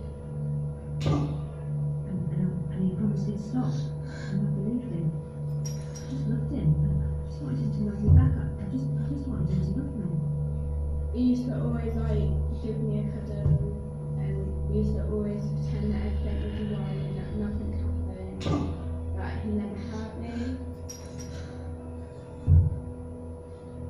Well, I used to believe him every time he was sorry.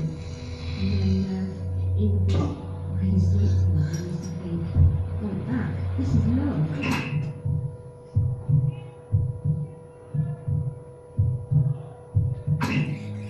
I wish I could have gone out earlier. I almost wish I could turn back time.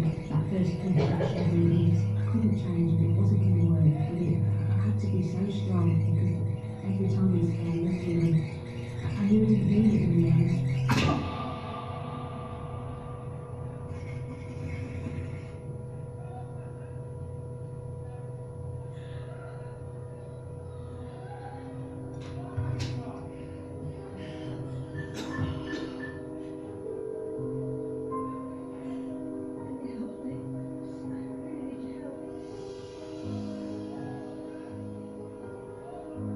I used to think I don't need anyone else, I can do it all by myself.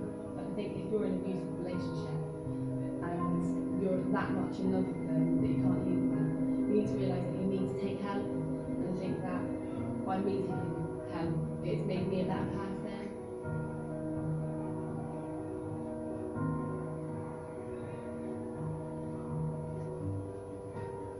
Ya ni digo nada. Pasa, ¿no? Es que ya va a cambiar. Me dijo que iba a parar. Bueno, de hecho ya pasaba algo desde la elección de pareja. Hay una fijación de objeto. Lo que decías hace rato, de sentirse, necesitar a ese alguien para ser. ¿Qué no sucede en la pareja? Esto viene de una raíz cultural y no propiamente ahí sí desde la familia. Bueno, sí, obviamente de la familia, ¿no? Pero se extiende a cientos de años hacia atrás. Decir hasta aquí, o sea, implicaría hacerte cargo de ti, de tu bulto, de la conciencia de tu bulto, de la conciencia de lo que ese bulto representa en la sociedad, y pues órale. Lo que decía hace rato, ¿no? Está sola, ¿sí? Se está sola, punto, solo, punto. Hágase cargo. Si no, circo. Arriesgarse. Ya, el hecho de haber nacido y respirar es un riesgo. No me voy a entender. Si ves que hay violencia porque no puedes estar con esa persona, mejor alejarse, tomar una decisión y no tener miedo a que tú tienes que salir sola adelante. Si se puede, si ellos lo pueden, uno, ¿por qué no? Uno sí es capaz. Sí, bueno, ojalá que sí, pero sí, esto pasa mucho, ¿eh? O sea, no se puede permitir la violencia al centro de la familia. no, ahí, ya, o sea, ya se perdió toda proporción de sentido. ¿Cuál es? Ángel, ¿y qué onda, Ángel? ¿Qué nos propone? Ya para cerrar el changarro, ¿qué dice? Heteronormatividad. Vamos a ver qué pasa con la heteronormatividad. ¿A qué le suena? Para empezar, heteronormatividad. Tiene un nombre bien raro. Heterosexual. O sea, que le gusta un hombre, le gusta una mujer le gusta un hombre. Heterosexual, sí. Y heteronormatividad, ¿a qué le suena? De cómo se maneja, ¿no? Lo que tiene que ser establecido hasta por ley. Es la ley que quieran, ¿eh?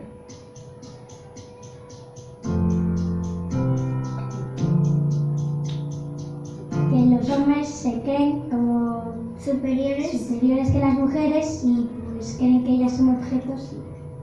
Por ejemplo, si el hombre no quiere hacer la comida, lo tiene que hacer la mujer porque sí. Cuando una persona cree que un hombre es superior a una mujer. El feminismo es un movimiento hecho por hombres y mujeres que intentan que haya igualdad entre el hombre y la mujer, pero la mayoría de la gente cree que es solo que las mujeres son mejores que los hombres, cuando eso no es verdad. Eso sería embrismo, porque embrismo es de hembra. Cuando hay igualdad entre hombres y mujeres y sobre todo que la mujer intenta conseguir esa igualdad. Para mí lo mismo, muchas empresas sobre todo están buscando mujeres porque no quieren tener hijos, que solo vayan a trabajar todos los días, no les interesa su vida, solo les interesa que trabajen. Y en cambio los señores se pueden casar, pueden tener hijos.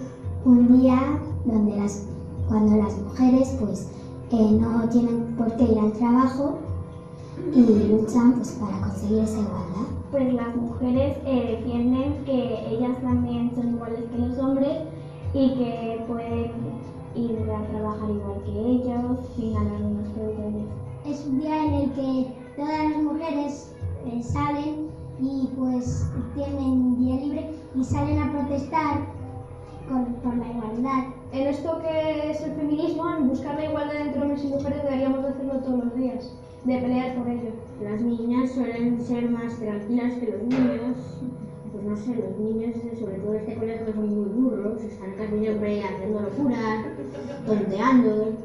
Y luego las niñas pues suelen estar más calladas, que a veces son bastante pesadas. Ay, pero es que tú haces esto mal, ay, pero no hagas así, ay, pero es porque son bastante perfeccionistas. Yo no veo ninguna diferencia entre las chicas y los chicos. Y los chicos podríamos jugar más con sí y hablar más. A veces estamos. A veces nos mezclamos un poco para jugar a polis y cacos, alguna vez incluso al fútbol, pero no todos los días. En el patio sí, a veces jugamos niños y niñas y otras veces pues las niñas se ponen pues en un rincón a hablar y los niños pues hacen el bestia, básicamente. No sé. Como aún me queda mucho para pues, decidirme, pues aún no lo tengo claro. Yo quiero ser o periodista o profesora de infantil. Pues a mí me gustaría ser profesora de inglés. Criminólogo, yo profesor. A mí me gustaría estudiar ciencias audiovisuales. Yo quiero ser directora de cine. No sé cómo será en esa época, pero espero que no. Yo creo que no, porque quizás ahora sea un poco más difícil, pero yo creo que en ese momento ya habremos conseguido que haya más igualdad y que podamos trabajar todos igual. Yo pienso que de mayor seguramente que tengamos igualdad y las mujeres no tengamos diferencia y podamos conseguir lo que queremos. Pues depende, si en un futuro ya se ha conseguido que haya igualdad entre hombres y mujeres, pues sí. Y si no, pues creo que sí. Lucharemos hasta conseguirlo.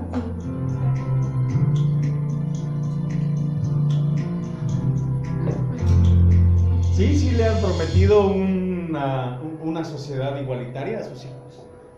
Ya les dijeron que que están luchando para que vivan en una sociedad digna. ¿Ya los chorearon? Sí, porque vamos en pique, ¿eh? Y es nuestra cultura, justamente nuestra generación. Ajá. Me incluyo con mis 40 abriles, más o menos andamos por las mismas, pero es nuestra generación, justamente, la que ha desencadenado, es como abrir la caja de Pandora, ¿no? Todos los demonios volando por todos lados, ¿no? O sea, vendemos una promesa para existirnos nosotros, pero hablar de igualdad, no. Pregúntale a tu hijo, pregúntale a tu hija, ¿qué piensa acerca de esas preguntas que se... Ajá. Y te darás cuenta que ya está heteronormado. Y en tanto existe una heteronormalidad, ¿quién rige las sociedades? El patriarcado. ¿Quién define la heteronorma? El patriarcado. Es como le pasa a mi hija. Mi hija estudia aviación y la mayoría de sus compañeros todos son hombres. Y entonces ahí estudian para ser o pilotos sobrecargo, ¿no? Sí. Entonces están en los estereotipos de que decías al principio también, de que solo pueden haber pilotos hombres, porque el hombre es el único que puede manejar un avión. Y sobrecargo solo mujeres. Entonces hay un compañero de su salón, él dice, no, yo quiero ser sobrecargo, yo no quiero ser piloto. Y entonces mi hija dice, yo no quiero ser sobrecargo, yo sí quiero ser piloto. Entonces ella le dice, entonces eres bien macha.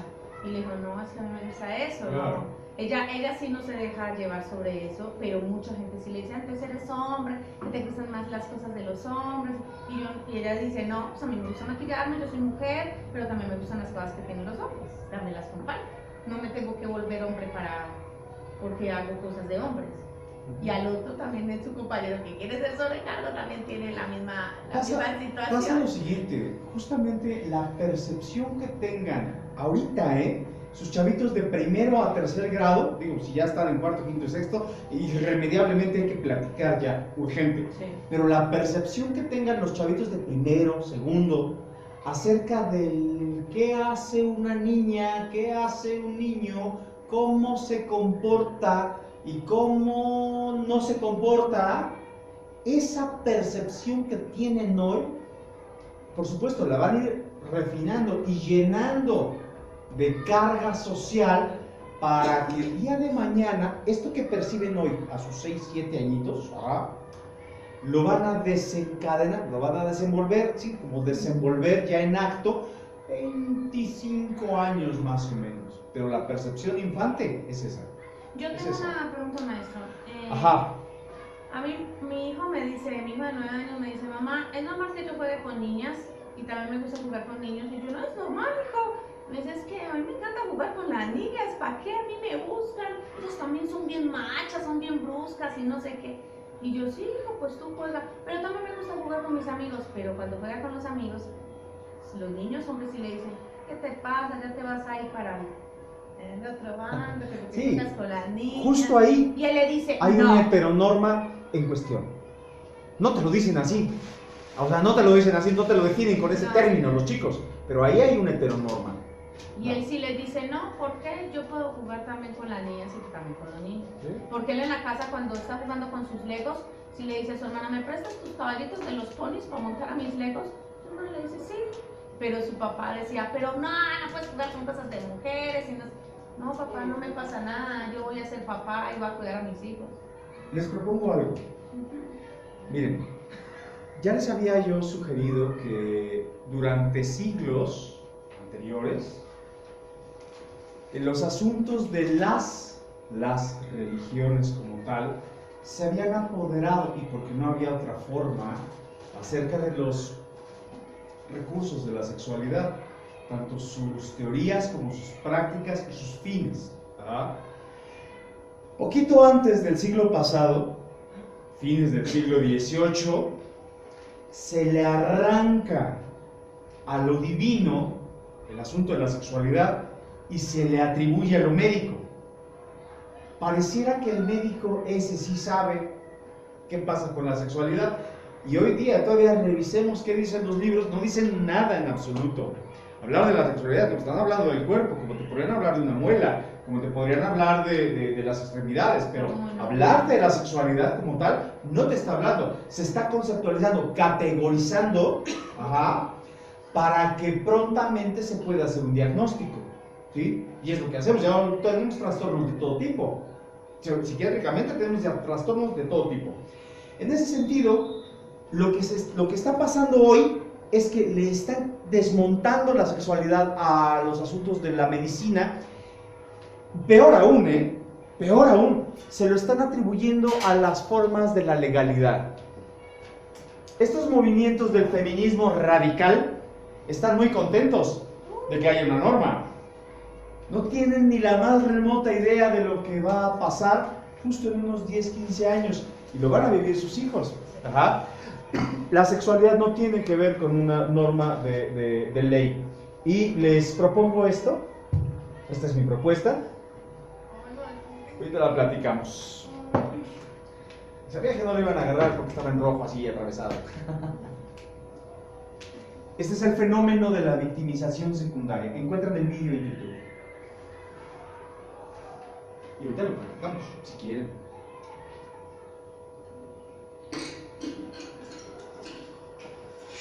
María, es la hora. Muchas gracias.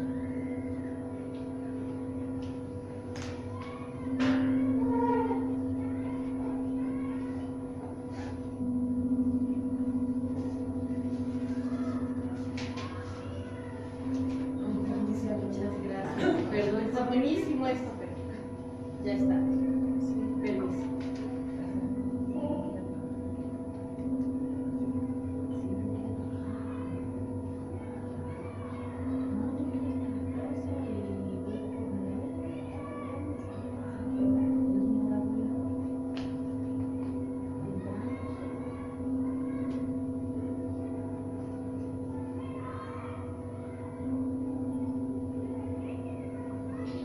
Hola María, ¿qué tal? ¿Cómo estás?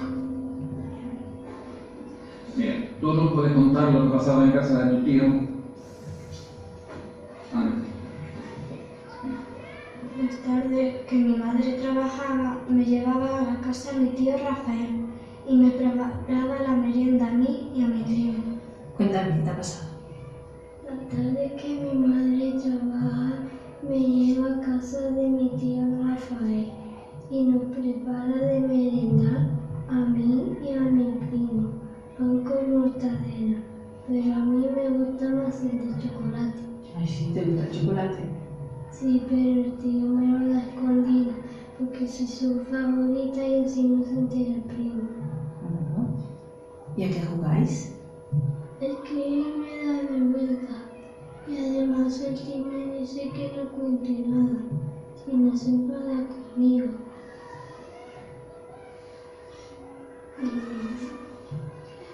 Cariño, es que tienes que contarle a ella lo que me has contado a mí, si no, no te puede ayudar.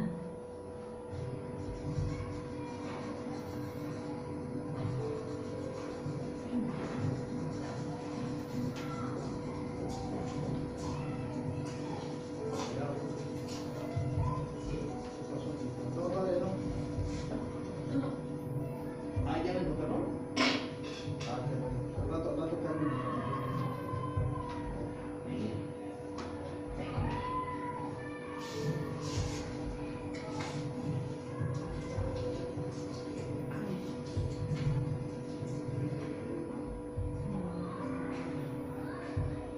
Bueno, esto puede ser dos cosas. O una llamada de atención de la niña, o algo muchísimo más serio. Yo le recomiendo que vaya inmediatamente a los servicios sociales, ¿no? Que allí le van a mantener profesionales y le van a asesorar perfectamente. Vale. Cuéntame, ¿qué te ha pasado? La tarde que mi madre trabaja, me queda con mi tío y nos prepara de merendar a mí y a mi primo. Perdón. Sí. No, ahora no puedo. Luego, ¿vale? No, estoy en una reunión. Vale, luego hablamos. Sí, están conformes. Vale. Perdóname. Yo estoy sentada o tumbada cuando mi tío me hace eso.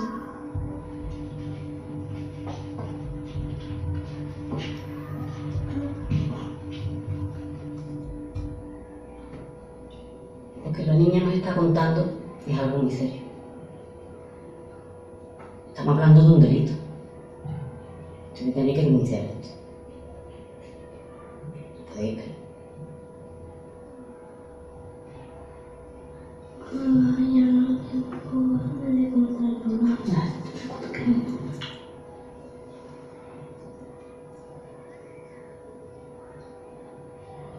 A ver, cuéntame, el motivo por el que habéis venido, dime.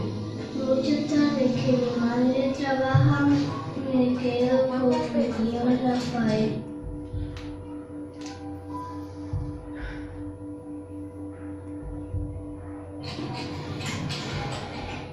Mira, ahora van a venir unos compañeros nuestros, ¿vale? Quiero que le cuentes lo mismo que nos has contado a nosotros. Y señora, ahora cuando interponga la denuncia, la niña debe acudir al médico forense. A ver, por ejemplo.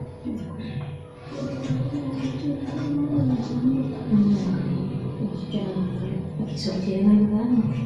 Bueno, cuéntame. La tarde que mi madre trabaja me lleva a casa de mi tío Rafael y jugamos al juego de quitarnos la ropa, pero él me dice que no se lo cuente a nadie, porque si no se enfada conmigo. Por lo que cuenta la niña, es muy difícil que haya indicios físicos. Tendremos que hacerle pruebas.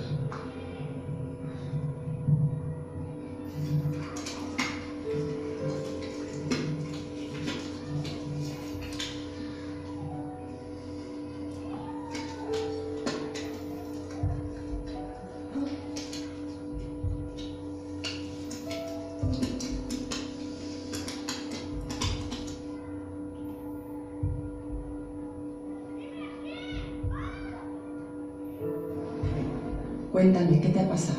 Te he dicho que no me gusta que me hable de esa manera. No, tampoco te he dicho nada que te pueda molestar, ¿eh? No, que va, ya no he dicho nada que me pueda molestar. Mira, estoy harto de que no cuentes conmigo para nada. Pues no se nota. No se nota, es la manera en la que llevan las cosas. Es la forma que la miran. Por Dios, que es que parece que no te importa, que es tu hija, coño. ¿Lo ves? Ya lo estás interpretando a tu manera. Tú y tus conclusiones. Las tardes que mi madre trabaja me quedo con mi tío. ¿Sí? ¿Tú las preguntas cómo le ha ido? ¿Las preguntas que le han dicho? ¿Eh? ¿A que no? Pues eso es lo que digo. Tú lo sabes todo. Cállate, que nada más que dices tonterías.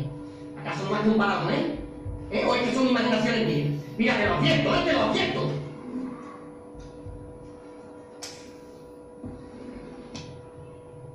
¿Y ahora qué va a pasar? ¿Cuándo es el juicio? Pues mire, es que es muy difícil de precisar porque lo mismo puede tardar 2 meses, que 2 años, no sé.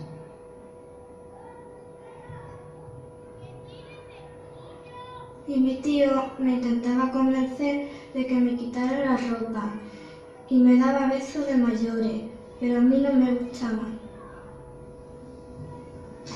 Sí, bueno, pero exactamente, ¿en qué contexto se desarrollaron los hechos? Vamos a ver. Dice que ha ocurrido varias veces, pero ¿cuántas veces y en qué fecha concreta han sucedido los hechos? Dime.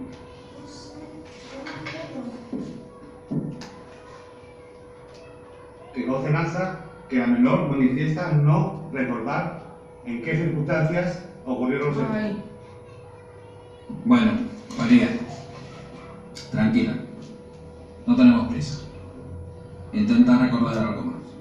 Cuéntame, ¿qué te ha pasado? Cuéntame, ¿qué te ha pasado? Cuéntame. Bueno, cuéntame. Cuéntame, ¿qué te ha pasado? Dime. ¿Las preguntas cómo le ha ido? ¿Las preguntas que le han dicho? Estamos hablando de un delito. 2 meses, que 2 años. Mira, te lo advierto, te lo advierto.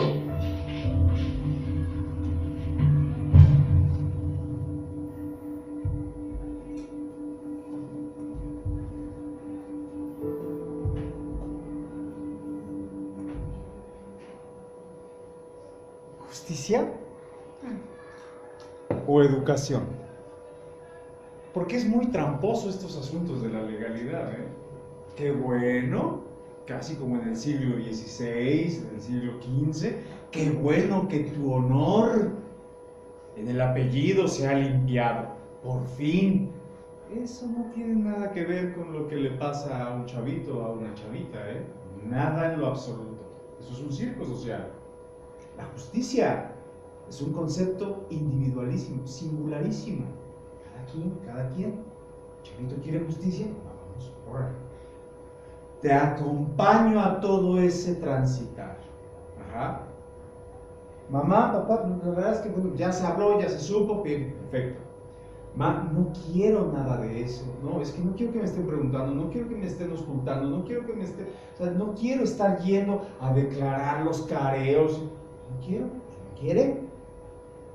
No, pero es que se tiene que hacer, maldito cerdo o cerda. Bueno, que es cierto, o sea, aquí es un asunto ético, singularísimo en la concepción de los valores de cada una de las familias, pero de que eso puede resarcir el daño provocado hacia un infante, olvídenlo. La mayoría, y me estoy refiriendo, y voy a aventarles una cifra, el 95% de los casos que sí se siguen así en juicio, no tienen nada que ver con un tratamiento de restablecimiento con el chico o la chica. Ajá. Por lo regular, el orden de lo legal dice, necesitamos un culpable, bien, necesitamos un culpable, necesitamos un psiquiatra, necesitamos un psicólogo, necesitamos que todos estos micos de circo, en las profesiones somos micos de circo, ajá, nos testifique esto. O sea, prácticamente el abogado viene con una instrucción acá al consultorio, y es lo que me ha pasado, ¿no? Y dice, necesito que hagas estas pruebas y estas pruebas, ajá, para poder llevar el juicio a cabo. Yo en lo particular, digo, es muy clara mi postura. No, allá afuera habrá quien sí. Esas pruebas cuestan. Esa prueba cuesta 5,000 pesos, esa prueba cuesta 12,000 pesos, esa prueba cuesta tanto. Pero yo no. Allá afuera, si hay quien se las haga. ¿Quiere llevar un tratamiento para su hijo o su hija? Bienvenidos, por favor. Y no es cuestión de dinero. No es cuestión de dinero. Para el chico o la chica. Para sus asuntos. No, si usted quiere restablecer su honor, oiga, búsquese también una terapia usted, y al abogado también, pues por favor. Ajá. Pero no tiene nada que ver, nada. O sea, son dos cosas aparte.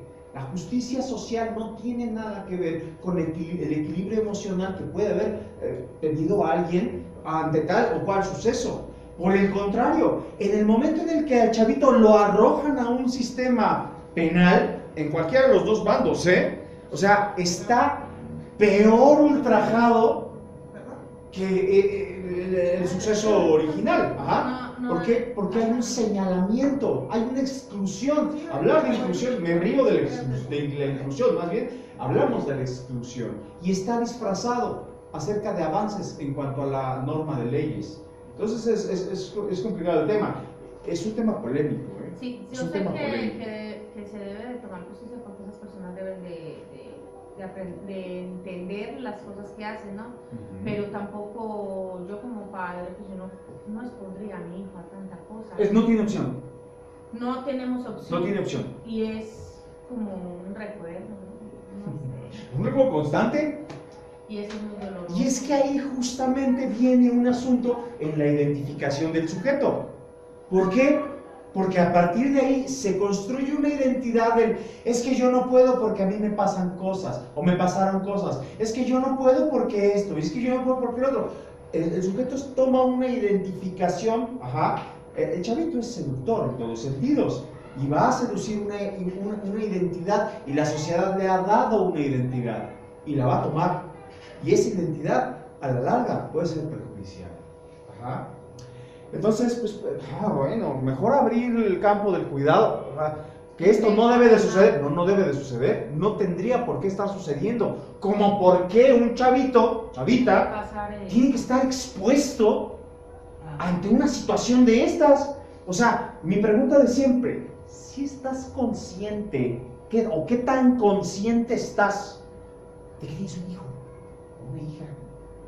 O sea, ¿tienes el medio para poderlo formar o solo fue una calentura de momento? Y pues bueno, ya, miren, mis tatuajes son planeados, ¿saben? O sea, yo ahorré para diseñarlo y pagármelos. Pero muchos de los hijos que tenemos ni siquiera son planeados, ¿saben?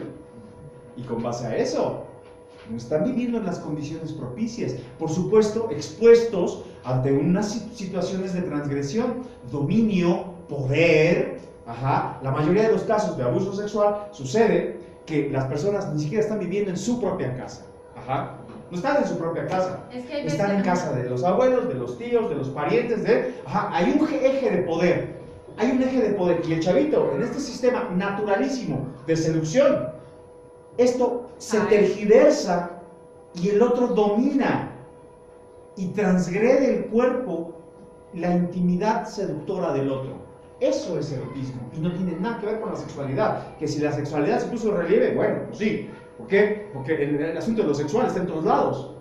Pero no tiene absolutamente, o no tendría absolutamente relación alguna si más o menos consensuáramos y bajo las posibilidades de cada quien. Hijo o hija, estas son nuestras posibilidades y nos vamos a vivir bajo estas condiciones porque esto es lo que tenemos. Esto es quien soy, lo que sé, lo que puedo.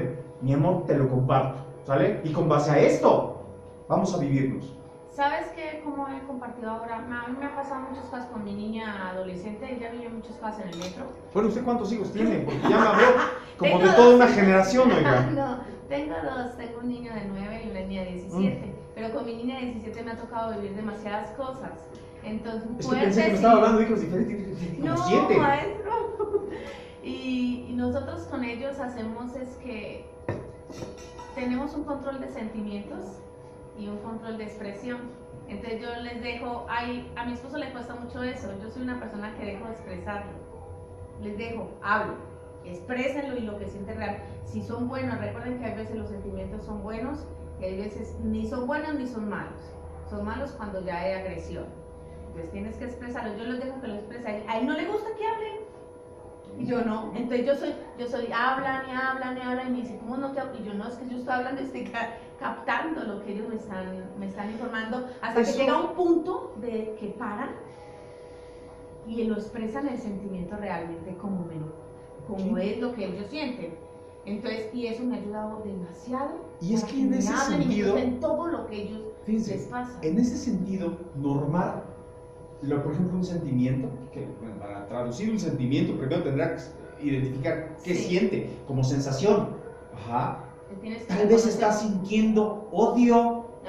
Y tampoco no es natural. Oye, ¿no lo vas a dejar sentir odio? Espérate, mañana el día que alguien transgreda, abuse, violente o simplemente insulte, Chavito va a estar todo neurotizado porque no ha aprendido que el odio es perfectamente natural. Tú puedes odiar mientras que no haya como yo le expliqué a mi chiquito, era el que no entendía. Yo le expliqué, mira hijo, tú te puedes enojar, puedes sentir enojo, claro que lo debes de sentir, pero ya cuando hay una agresión, ya no está bien.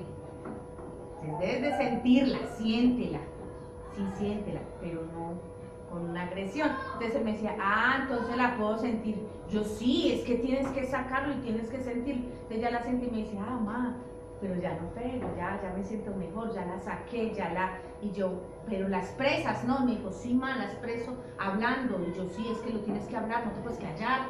Porque una persona que se calla se reprime, muchas cosas. Se convierte en síntoma. Si se sintomatiza, se puede neurotizar o psicotizar. Voy a este último, les propongo estereotipos. Me toca irme, los quiero mucho. Nos vemos, maestro, gracias. No, entonces ya paramos. Dejamos para la otra. Sí.